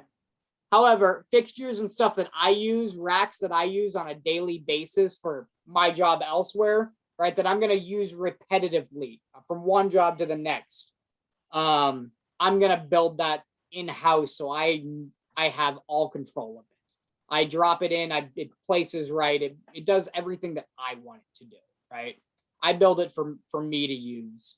But the manufacturer's families, what you're seeing right now is just built basically to show what that element is. They don't really care about how it's built for you. Install it in your project. So that's why you may have to do some funny stuff where you've got to change how it's hosting. You have to change the work plane or whatnot. All right. Does everyone have a few elements in their model? At least one family, a window, a door? I don't, because like I said, I wasn't able to download anything, but I'll do it after class for sure. Okay, cool. And just touch base with me and we can submit it if you have issues or whatever. Real quick, just touching base with me. Originally I did everything through email and Canvas because it all ultimately goes to my email. Last semester I tried this out where I just had messages come through from Canvas. So don't go to your email and send them, go to the actual Canvas and send it. And it works a lot better for this class. It keeps all of the messages for everybody here together. And I'm not constantly searching through the 30 emails every day that I get from admins, which I'm sure you guys all get too. So if you can email me, communicate through me via Canvas, it comes into my email as well, right? So I'll still see it. And if you don't remember, it's not a big deal, but it lets me just go into my Canvas and see all of our messages, all of this class together, everyone that has an issue, you know, it's all right there. And it makes it really nice on my organizational end. So if you could please try and do that again, it's not a big deal if you don't, but it just makes it, like earlier, I was looking for a submission or an email or something, and I was looking for it through Canvas, but the person emailed me directly. So it didn't show up in my Canvas. It only shows up in my email. If you send it in Canvas, it shows up in both places. So I just have to say, it's interesting that you say that because the other instructors don't want us to do anything in Canvas via messaging at all. So it's kind of weird that you're the only one I'm so the only far that one that says likes that. it. Well, Yeah, everybody else says it's taboo. They don't want to even talk about it. do they? Yeah. Okay, well, whatever. If that's the case, I don't care. It just, for me, it makes it easy to keep all of our stuff together. I mean, I don't know. Makes sense to me. I'm not sure why the other instructors have issue with the Canvas email, but I that's don't what we've been know. told by everybody else. I do is not to have an use it. issue with the Canvas. So, if for some reason there is something that you sent me in Canvas and you're like, hey, I don't know if it went through or something, I don't know. Send me something in both, but that would be my preferred method. But again, it doesn't matter. I get it either way.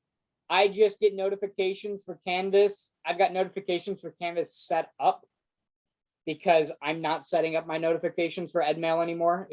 I've got way too many normal emails a day to filter through EdMail's shit. So if you need something urgently or want, Yeah.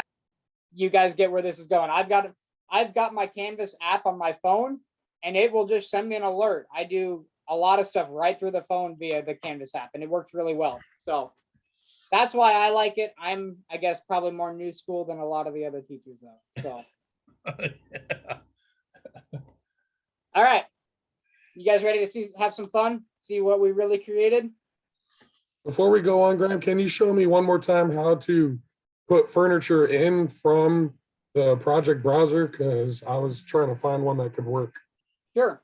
So if you are in the project browser, obviously you need to expand all of your options. So like this one right here, it has two different options underneath it, which is the types. This is technically the family, and underneath it, these are the types within the family. We'll get more into that later.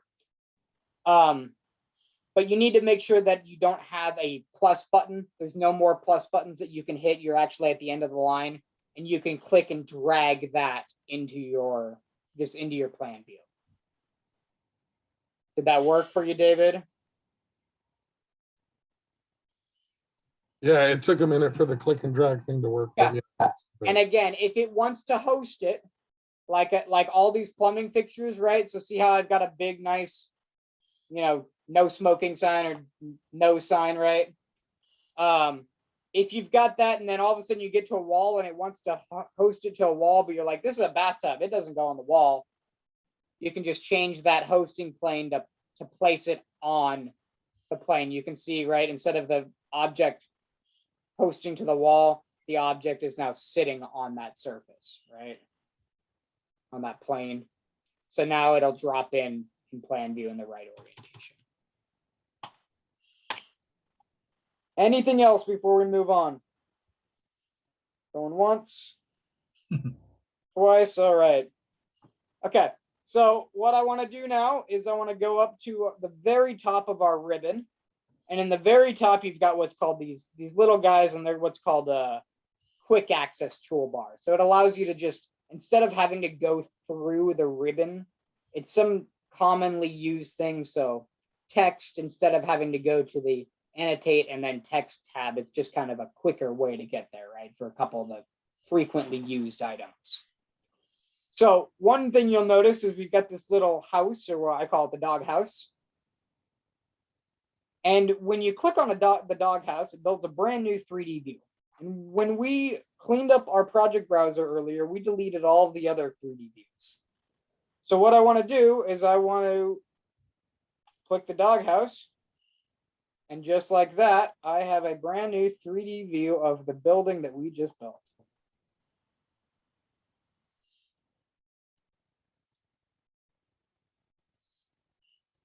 Does everyone see that? Cool. So you'll notice when you click on the doghouse up here that we now have another tab on the top, right? Under our ribbon, there's one more tab. We now have our level 1, our north tab, if we haven't closed that, and then our 3D view. And then we now have in our project browser, we now have that 3D view over here, and it's collapsed. And it's just default 3D view is, that's what the default is named, bracket 3D. Let's go ahead and rename that, and we'll call it 3D ISO, because it's an isometric view. Where did you do that? Say that again. Did someone ask something? Yeah, I was just trying to figure what I So- clicked on this thing and I messed it up. So I'm trying to straighten it out. So in the project browser, do you have a 3D view? Yes, I have the house. I clicked on the house, but I was playing around with this front and back and all that. Okay. So there it is. I got it back. Okay. So then the 3D view, if you can right click on it and rename, or if you just click on it once and keep your mouse there, it will click into the field and you can actually edit the text field right there. So we just want something that says, 3D ISO on it. Okay, wait a minute. I just get properties, zoom when I click on it. So do you still have your project browser open? Yeah, I think so. Project. Oops. I messed up here. Where am I at?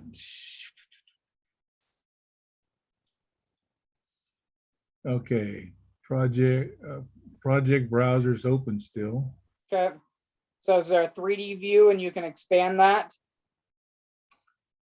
Yeah, I can zoom that 3D view that's sitting in front of me. No. Expand the tab in your project browser. Is there something that says 3D views? And if you expand that, does it have something here that says bracket 3D bracket? Nope, it just says group, detail, model, and rivet links. You don't have any of these options that were 3D views. Okay. Do you have an element selected? See, and this is the part of that Revit that, let's go ahead and share your screen real quick. This is the part about this class that if you do get stuck, and I don't know exactly what menus you've got up, it's hard to see exactly what's going on, right? I can't share that screen because I'm on the big computer on that one and I'm listening to you on my Okay. Surface Pro. I'll get this one by the next time we meet. I'll have a different setup on this other one. Okay. All right. Well, I'll go back to sharing my screen.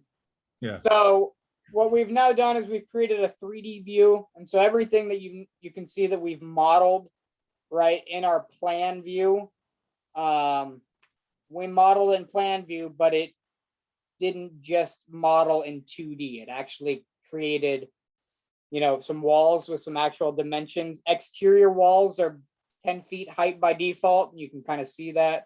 The interior walls are an 8-foot height by default, right? So you can see that there's a little difference there in our height. So just because you're modeling in 2D doesn't mean that that's the only view that's being affected. When you model in Revit, anything that you change in one view changes in another view. Okay, so I'm going to take this wall real quick, and just because I want to make something super obvious, I'm going to take this 8-foot wall, and you don't need to do this, but just for a demo, and you can see it back on the video if you watch this. I'm going to take the top height of this and make it 20 feet. So you're going to see that go way up there, right? Okay. If I go to this view, you can't really see anything change, right? Because it's plan view. You're not seeing any height to it. However, when I go to my elevation view, we now see that wall. And we also now see that one of these sinks got put in and it got flipped upside down. So just flip that guy back around. But when you modify something in one view, it modifies it in every.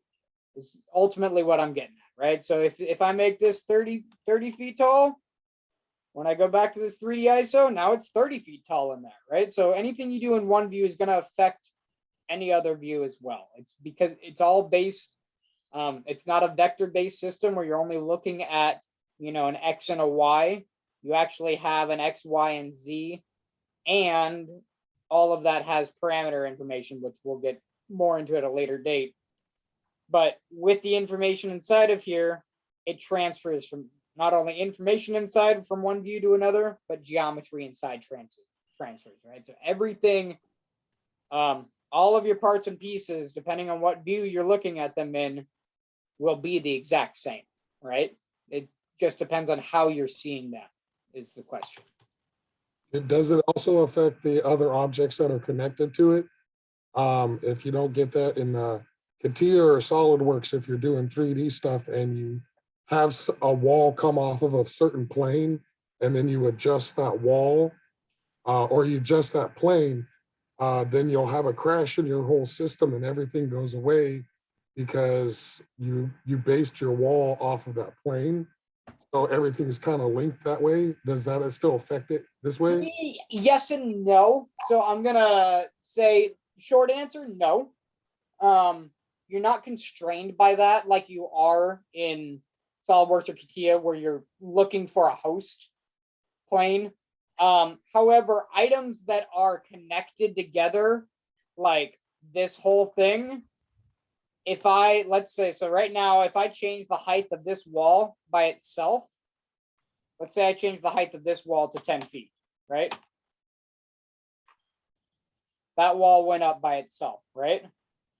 However, this is a connected wall, yes? If I hit my tab command, and tab is a really cool feature, and we'll get into tab more. I don't want to throw more confusion in for tonight. I know that a lot that we're going over. But if you hit the tab command, anything that's connected to that, so that wall is connected, right? These are physically a connection. This is an intersection, but that's a connection, right? Anything that's connected downstream, if I tab into that, can get selected and then modified together.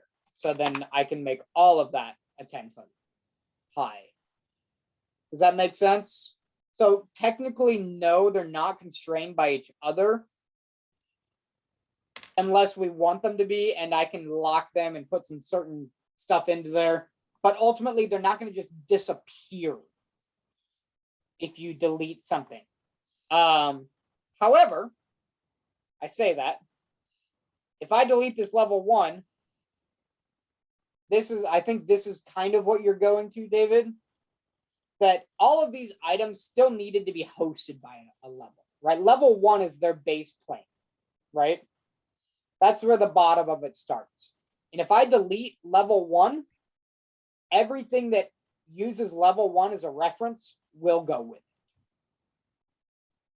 So the wall, I mean, if it's using that as a plane, right, it's going to give you this warning too. So you won't just delete something that you don't need to. You're going to have to go through a warning. So it's saying, hey, we've got 87 elements and one view that will be deleted if you delete this plan. Do you want to do that? Right? No, we don't want to. So there are some constraints. but I don't think it's nearly what you're thinking they are in SolidWorks or CATIA, where it crashes it and they can't join. But it just works a little bit differently. So, any other questions real quick? All right. Real quick, sorry. I threw in some chairs on Okay. mine and they showed up sideways, Did they host to a wall when you brought them which in? made me laugh. No, and I figured out what you were talking about with that, with the sinks as Okay, well as the gotcha. bathtub. So Okay. I understand what you mean by that, but no, Okay. they're in the let's middle of the share your screen room. real quick and we'll take a look. Okay. It just made me laugh. I'm sure there's a way to figure it out. Oh, there's always a way. That's Revit. There's always a way to fix something, but the way it goes in the first time might. So Oh, there's yeah, my little nice. there's my Lovely. little couch and there's my little chairs that are not What upside right. scale are the? How big are those chairs? I don't know. That's the other funny thing. All right. What I want you to do real quick is click on one of those chairs. All right. I want you to right click on it. Okay. I want you to select all instances in project. So like the 7th one down, there's a select all, Okay. and then do it entire project. Okay. And I want you to delete that. Delete.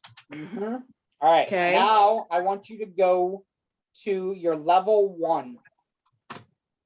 Okay. When you're Okay. bringing in families, it's important to be in the right view. Okay. So let's go find your chair. Oh, where was it? It was in a weird spot. They may come into specialty equipment, Oh, kitchen no, appliances. that's not it. um, Might have been this one. That's the table. Oh, no. Oops. Undo. Okay, Where is it? here's one more cool trick real quick. Okay, right click in a white space right there. Everyone watch this. So go to your project browser. In the project browser, click in a white space and right click. Now click search and you can search chair. And if you click next, it will cycle through the different instances of chair. There you go right Oh, there. there it is. Okay. Nice. If you're Okay. looking for something you can't find, right click in that project browser and it is searchable. So now this chair by default is just sideways, dude. This chair is built back. What I was talking about with families. So let's go ahead and look at it and click on it. And it has absolutely nothing that you can do with it. So Okay. that's okay. And this is what I'm saying. Sometimes things don't come in the way they want to, and they're not built very well. Okay. It's only as good as the person that modeled it. Okay. Okay. And I didn't model it, so it can't be that good. Okay. So it's not my fault. So don't worry about it right now. We can look at it. Let's do this. Can you pull that chair outside of your building? So pull it to the south. Yep. Yep. Okay, There let's we go go. to your south elevation view real quick. So You'll now see that chair right there. It's selected, so zoom in to that and see if you can do something. So it's okay. Here's what I want you to do. Go back to your level 1 plan view. I want you to go to your east elevation. Right click, go to view, or you can just go. Yep. So now find that chair right there. Now see if you can click on it. Okay, click on it. Go to your rotate. So now that you're in the modify, you've got a rotate command right in the middle of your screen. It looks like an arrow that with a circle. right here Nope. In the middle, like in your in ribbon, the middle. Oh, the ribbon. oh, There's a move, a copy, and then a rotate. So move your mouse up and Okay. up just a little bit. move. this Yep, one, 2 over. 2 Move, over. copy, Copy, and there's it. rotate. Okay, so go ahead and click somewhere. Click right there. That's fine. I don't care where it is. Move it to the right. Okay, and it can't be rotated. It's a very, very poorly built family. I thought this would happen. Don't worry about it. just leave it sideways for now, and it's fine. So just cancel. This is what I'm talking about. Some things are just really poorly built. You can't do what you want to do, and that's why I build all my own stuff if I'm going to be using it on a daily basis. Okay. Okay, cool. Good to know. And this is right here is why I don't like manufacturers' families. Okay, is because they're great on paper and they look good in the 3D isometric view that they gave you for that family when you open that family up. But when you try to actually use it, it's not usable. I mean, I couldn't even stand that. You couldn't even stand the chair on its feet. So what am I going to do with that? Build the whole building sideways so I can put the chair in the right position? I mean, no. So you got to take each family with a grain of salt. That's what I'm saying.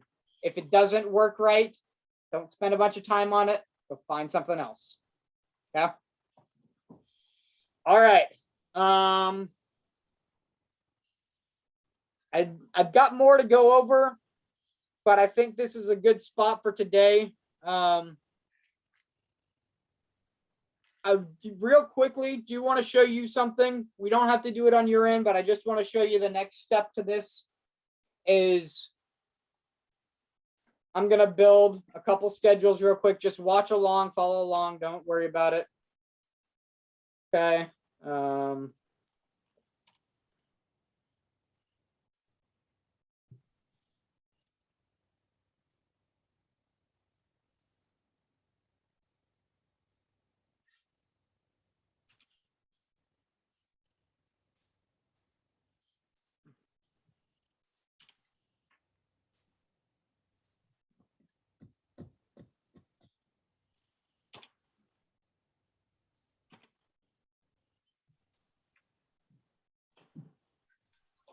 And then one more real quick. So what I'm doing is I'm just really quickly building some very basic schedules that are going to schedule the parts and pieces we just threw in this model. Okay. This is another half hour of stuff. And You're not sharing screen right now. Oh, I'm sorry. Thank you. Hey. Yeah. If I'm saying something and it doesn't make sense. Good. Well, then now you don't have to see everything I just did. So perfect. You'll just get to see the end result. Which is all I really wanted to show you anyways today. So,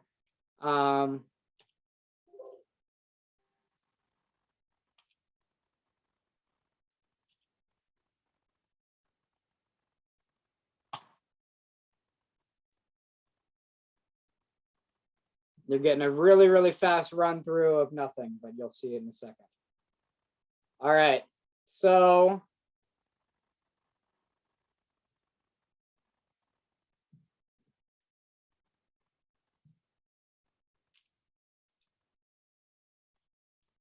all right, so that ultimately we can take the view that we created. We could build some sheets. I threw the plan view on there. Let's scale this down real quick just so I have something I can fit a bunch of stuff on. Normally we wouldn't go this small, but I'll just kind of scale some stuff up. So a plan view. And we'll get into dimensioning and all of that on our next one, right? Right now, I'm just trying to get you familiar with Revit, familiar with clicking the buttons, getting through the menus. There's lots of buttons, lots of stuff to do. So there's a plan view. Okay, I'm going to throw a little 3D ISO on there.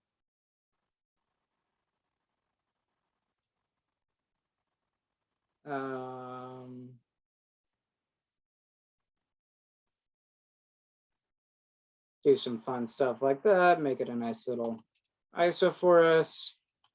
And then you can also, so then we built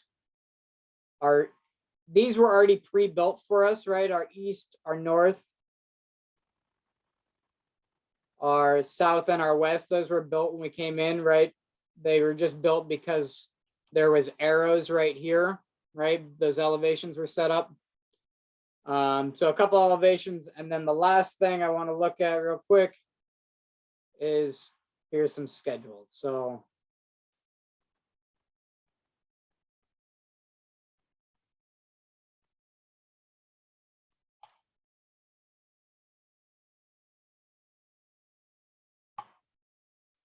real quickly, and then All right, so then what we're looking at here is we put in doors, we put in walls, we put in windows, right? Some basic furniture. I'll build one more schedule just so we can.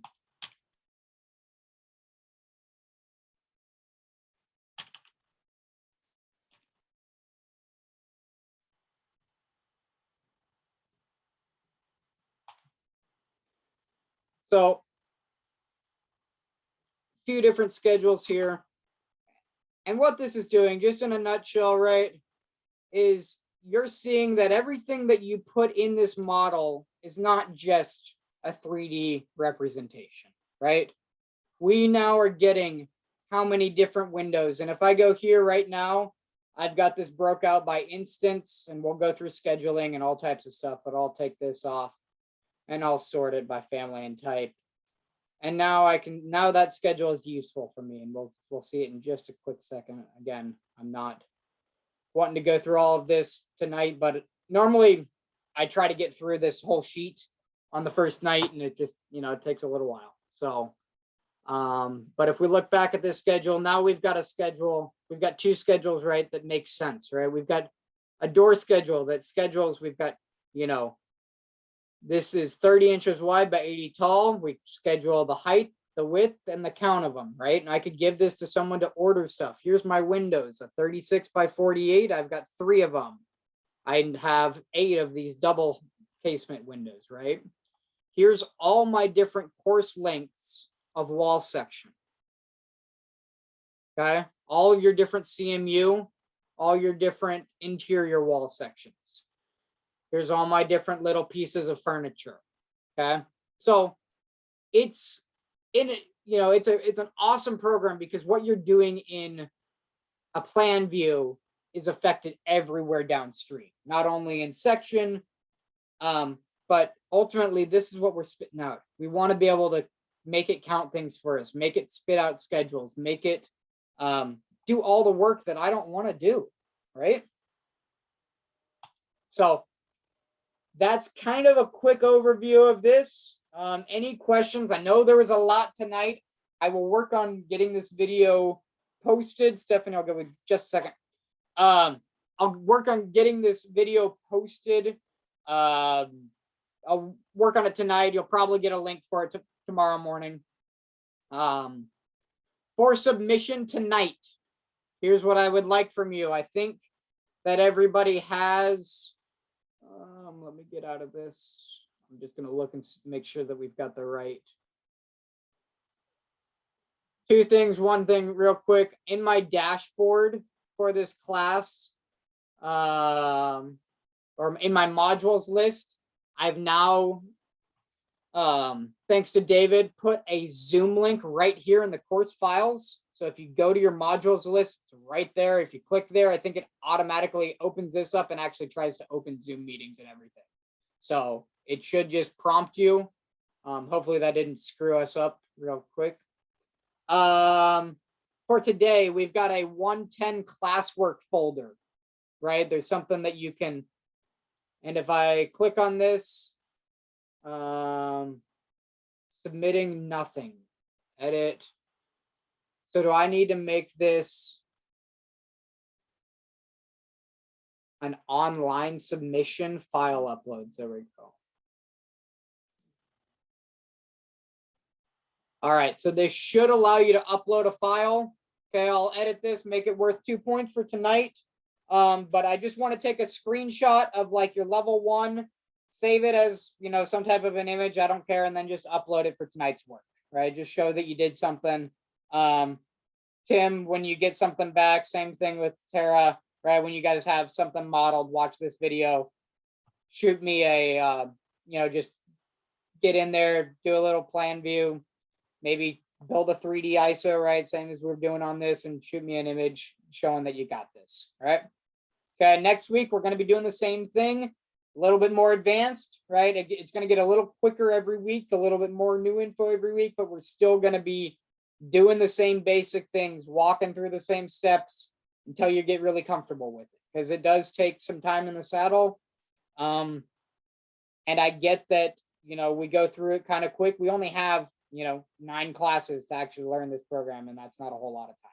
So please utilize the video. If you are stuck and feel like you didn't get something fully, come back, watch the video, see if you can replicate it on your own. Any questions now, Stephanie, if you'd like? Thank you. I was just curious. It seems so easy in this program to develop those schedules. Why? I don't know. Maybe this is an Because opinion people are- question. Why are we not using that more for like quantity takeoffs? And Because I mean, you have to I model understand. it. I understand wanting to like understand how to do a quantity takeoff, but Here's if the the biggest thing. program can do it for you. Okay. Here's my thing for you. Okay. You're working for a general contractor. Okay. Or let's say you're working for, I don't care. It doesn't matter who you're working for. Working for a subcontractor, general, doesn't matter. They all got to put in a bid to get the job, right? They got to Sure. do something to get it, right? Are you better off spending 6 months modeling everything prior to even having a contract signed for that job, or estimating and trying to get close so you can get the work? There's a lot of time. It's very, very awesome what the program can do. The problem is it takes time to model it. And I'm not going to spend the amount of time to model all my elements to create the quantity schedule if I don't even have a guaranteed that I'm going to get that job. Okay. So that's one of the biggest reasons why you're not using it more for, you'll never be really using it for bid. Maybe we will on some small job that, hey, Graham, go spend a week and detail this out really, really well so we can see what it's really going to take us. Okay, cool.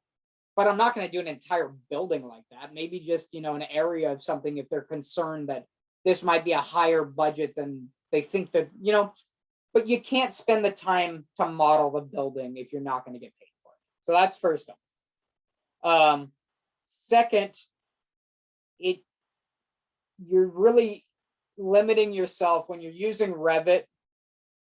If you got a set of plans that are already developed, it's much faster to use Bluebeam and use some really cool features within Bluebeam. There's some very awesome search and quantity takeoff features within it if you know how to use it correctly. And if you would like a little bit on Bluebeam, I know I don't teach the class, but did any of you guys have Lee Tat?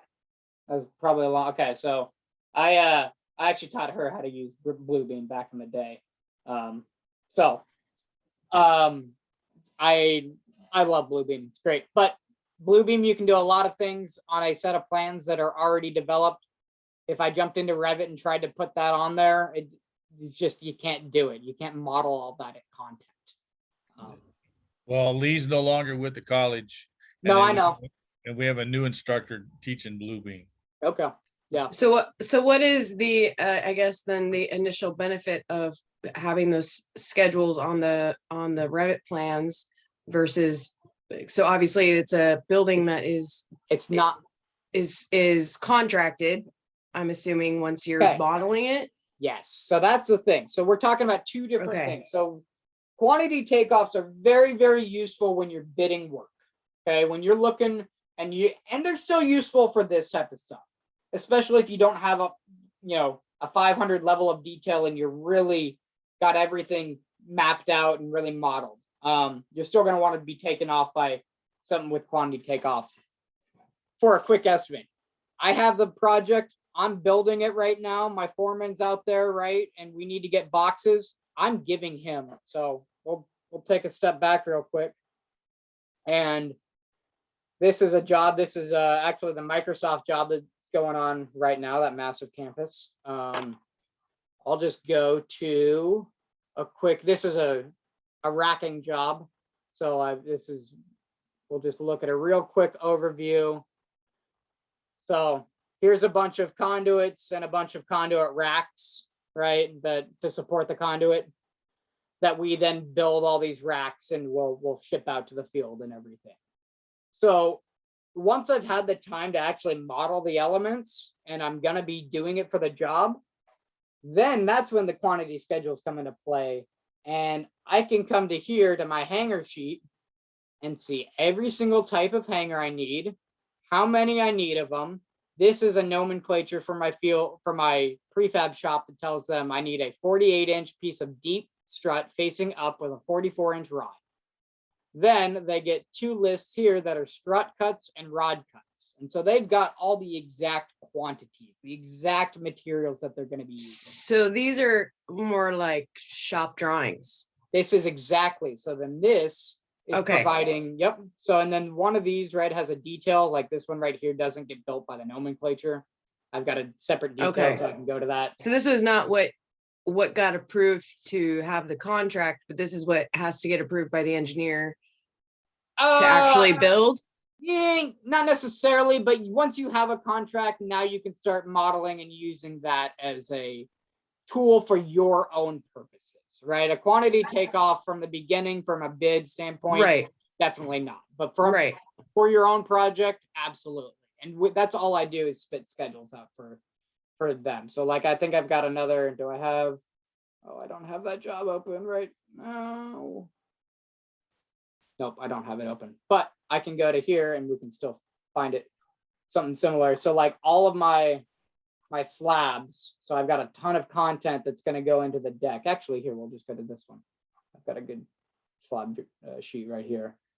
So quantities for my slab. So here's like level 5. So this is everything that's in the level 5 deck that needs to be ordered. I need, you know, this many cuts of this long PVC-MC. I need this many of this quantity of CAD lock inserts. I need these sleeves. So all the parts and pieces I'm actually modeling are getting scheduled, getting purchased, getting kitted, and sent to the field based off my quantity schedules. Do the owners or the owner's rep ever contract anybody to do this in Revit and then contract to build from their documents? Or is it just something that a company will put their own stuff together for their own company? A little of both, depending on what it is. If it's a design bid build versus a design build job, depending on who's involved. So, but anyhow, all the stuff that I put together everything that I draw ultimately ends up on a schedule that ends up going out to somebody to purchase and or prefab and or kit and get that material on site. So how does this compare to the bid? Do you, I mean, I know you work for a really big company, so how does that translate to what you do? Do you get any feedback on whether? That's the goal. The goal is to get some feedback, absolutely. And the goal is realistically, I don't care about the bid. The bid cares about me. Okay, so look at it backwards. I can't do anything with a number the bid gave me. If they got the contract and it's for $2.5 million and it costs me an extra $150,000 to put in my work because they didn't bid enough time for me, okay. But the next contract, they now see what it took and they can try to increase that bid number, right? So right now, just a ballpark for VDC or for BIM, it's about 5.5% of your contract value. It needs to go to 8. It realistically, for us to continue supporting work and doing what we're doing, as we continue down the road of, well, you guys did this for this job, can we get that as well? And can we get more, you know, you can do everything from a nut and bolt, right, perspective to something that's just, okay, I want 5 of these boxes. Whatever it is, it's all about the amount of labor that you put in on the forefront in modeling, right? So that's why I love this program, is because everything I do is for something else. It affects not only the placement, it affects the drawings that I build. And if I delete something, it'll delete it out of that schedule. It's not there anymore. It's not a static schedule, right? Everything's currently representing exactly what I have in the model. And then they can look at it later too, right? I mean, that's higher end people than me, you know, looking at stuff. Hey, where could we have made up some money on another job? Or did we go over a material here? Why? none of that's for me. I'm just trying to model in what I need to get the job done, right? So, and maybe that's feedback that comes back and says, hey, we really only needed this single pathway, but you put a redundant system in. Let's not put that in next time or do something. Maybe we'll get that feedback, but it's hard for me just to shorten my run when my 2 light fixtures are 35 feet apart, right? It's a straight shot as it is. So, I'm modeling to the minimum that I can do, right? I'm putting in as least material as I can. I'm not over modeling and modeling excess stuff, but I'm not going to shortchange it just because the budget or the estimate didn't have that covered. So sorry if that went long, but that was a good question. Thank you for answering my questions. Anything else before we adjourn for the night? A question on the homework. It says for what you just allowed us to look at earlier, write 2 paragraphs to explain in our own words on the topics of total station and digital layout. Yep. How is digital layout? Where are we going to look to read about that, or do we just Google it? Just Google it, man. All those things are just Google. All right. Hop on Google. So here's one thing I want to say about that. It needs to be in your words. I need it to be not copied and pasted. We've already had an incident of that. And it's, ultimately it's showing 2 things. One, you just don't give a shit, right? If you're just copying and pasting, you're not learning anything. You're not even bothering to regurgitate in your own words what you're getting out, right? So, and 2, that's just straight up plagiarism, straight up cheating. You didn't cite, if you didn't cite your sources, right? Okay, it's a college level class. It's 2 paragraphs clearly written, 2 paragraphs in your own words, right? Does it say that in there? So let's make sure that we are writing them in our own words and making sure that our answers are thorough. I don't want a 2 paragraph answer, but the 2 paragraphs are each paragraph is a sentence apiece. Okay, I know that some teachers are like, oh, I want it as concise as possible. I'm not one of those. I want you to explain yourself. I want you to show that you grasp this concept, that you grasp the knowledge that we're looking for. Not just a total station is a robotic head. It shoots points on the ground. Layout is the points on a plan PDF. That's not an answer I'm going to accept. Okay, I want you to put some thought into it, right? What I said earlier about this class, how to get an A in it, 3 hours a week, and an hour into your homework is not right. It really is not. I know that we're all busy, but we're all busy and we're taking a class and we're trying to improve our lives. And if I'm, you got to just put forth some effort both ways, right? Okay.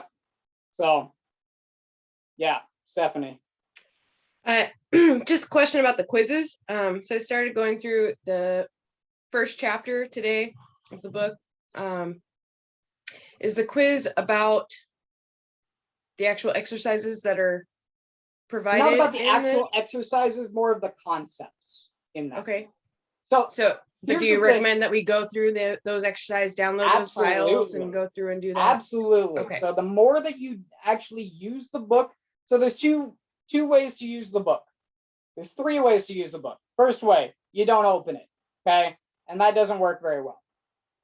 Second way is you skim it, and you skim it just enough so you can get the answers for your quizzes. And I know who those people are just based on how they model, right? On how long it takes and what they do.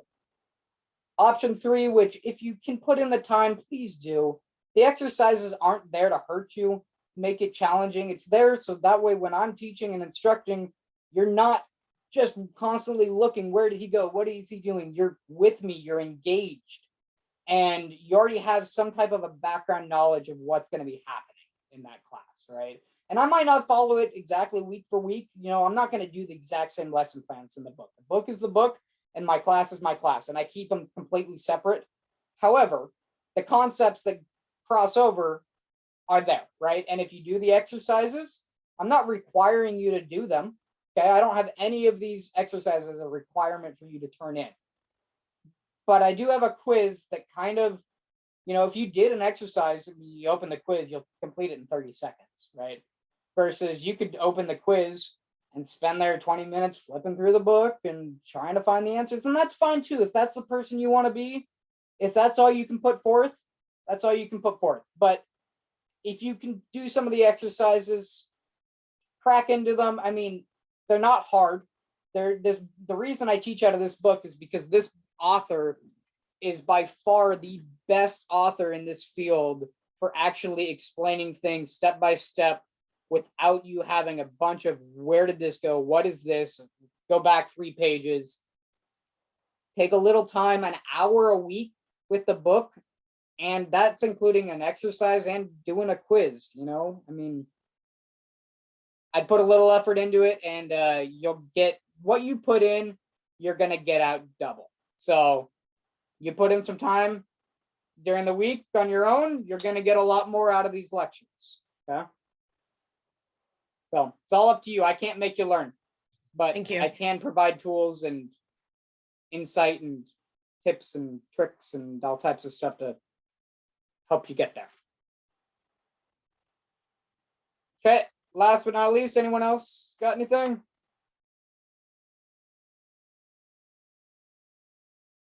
All right, well, I will go ahead and end this meeting tonight. Please be patient with the people that like last semester or last year I had maybe the next day morning at 10 o'clock and it's like, hey, where's the video from last night? Guys, I'm working on it, okay? It takes some time to upload. I have a full-time job too, so guarantee usually it's uploaded by the following evening, Tuesday evening, but it does take some time to upload and I do try, but technology doesn't always cooperate the way you want it to, so. All right, thank you everybody for your time. Please send a snippet or something, right, showing that you did something tonight, so we can give you credit. And I'll not see you guys next week. So next week I won't see you. However, we won't have quizzes due, right? Because everyone, the book situation and the whole, campus bookstore not having it and everything. So quizzes aren't due until the end of January, but your next BIM technology focus will be due next Monday. Yes, you're muted. Sorry, I feel like I keep talking too much. FYI, week 3 module is like saying there's nothing available, and I know we're not there yet, but Week 3 we don't have anything. is that why? Okay, It's I just wanted to because make sure Week that- 3 is our which is next week. Okay, I just wanted to make sure that there was a reason I That wasn't was seeing the anything. goal. Let me just double check it on my end. Hold up. Again, if you guys see something that's like, hey, funny with this, yeah, I don't have anything here. Okay, I have this. Okay, your BIM technology focus, it's under this week. It's due by next week, right? January 17th. But physically, there's nothing. I'm not assigning anything on this date. And we're not having quizzes or do anything. So I don't have anything added to this module since we will be gone. okay, thank you. Same thing, I think the 21st, we might just have, I think this is the other President's Day. I think I might have a BIM technology focus that we could probably go over the week before or something, but again, we won't have anything else due, just a BIM technology focus right up. So, again, just hop into Google, literally type in the question I give you. What is BIM? And you'll get everything, right? It's not supposed to be hard or tricky, but we just need to do a good job of making sure that you show me that you're understanding. Yep. All right. Class All right, thank you. adjourned. Thank you very much. Thank Thanks, you. Corinne. Thank you. See ya. Send me a message through Canvas. Thank you so much, Crown. Thank you.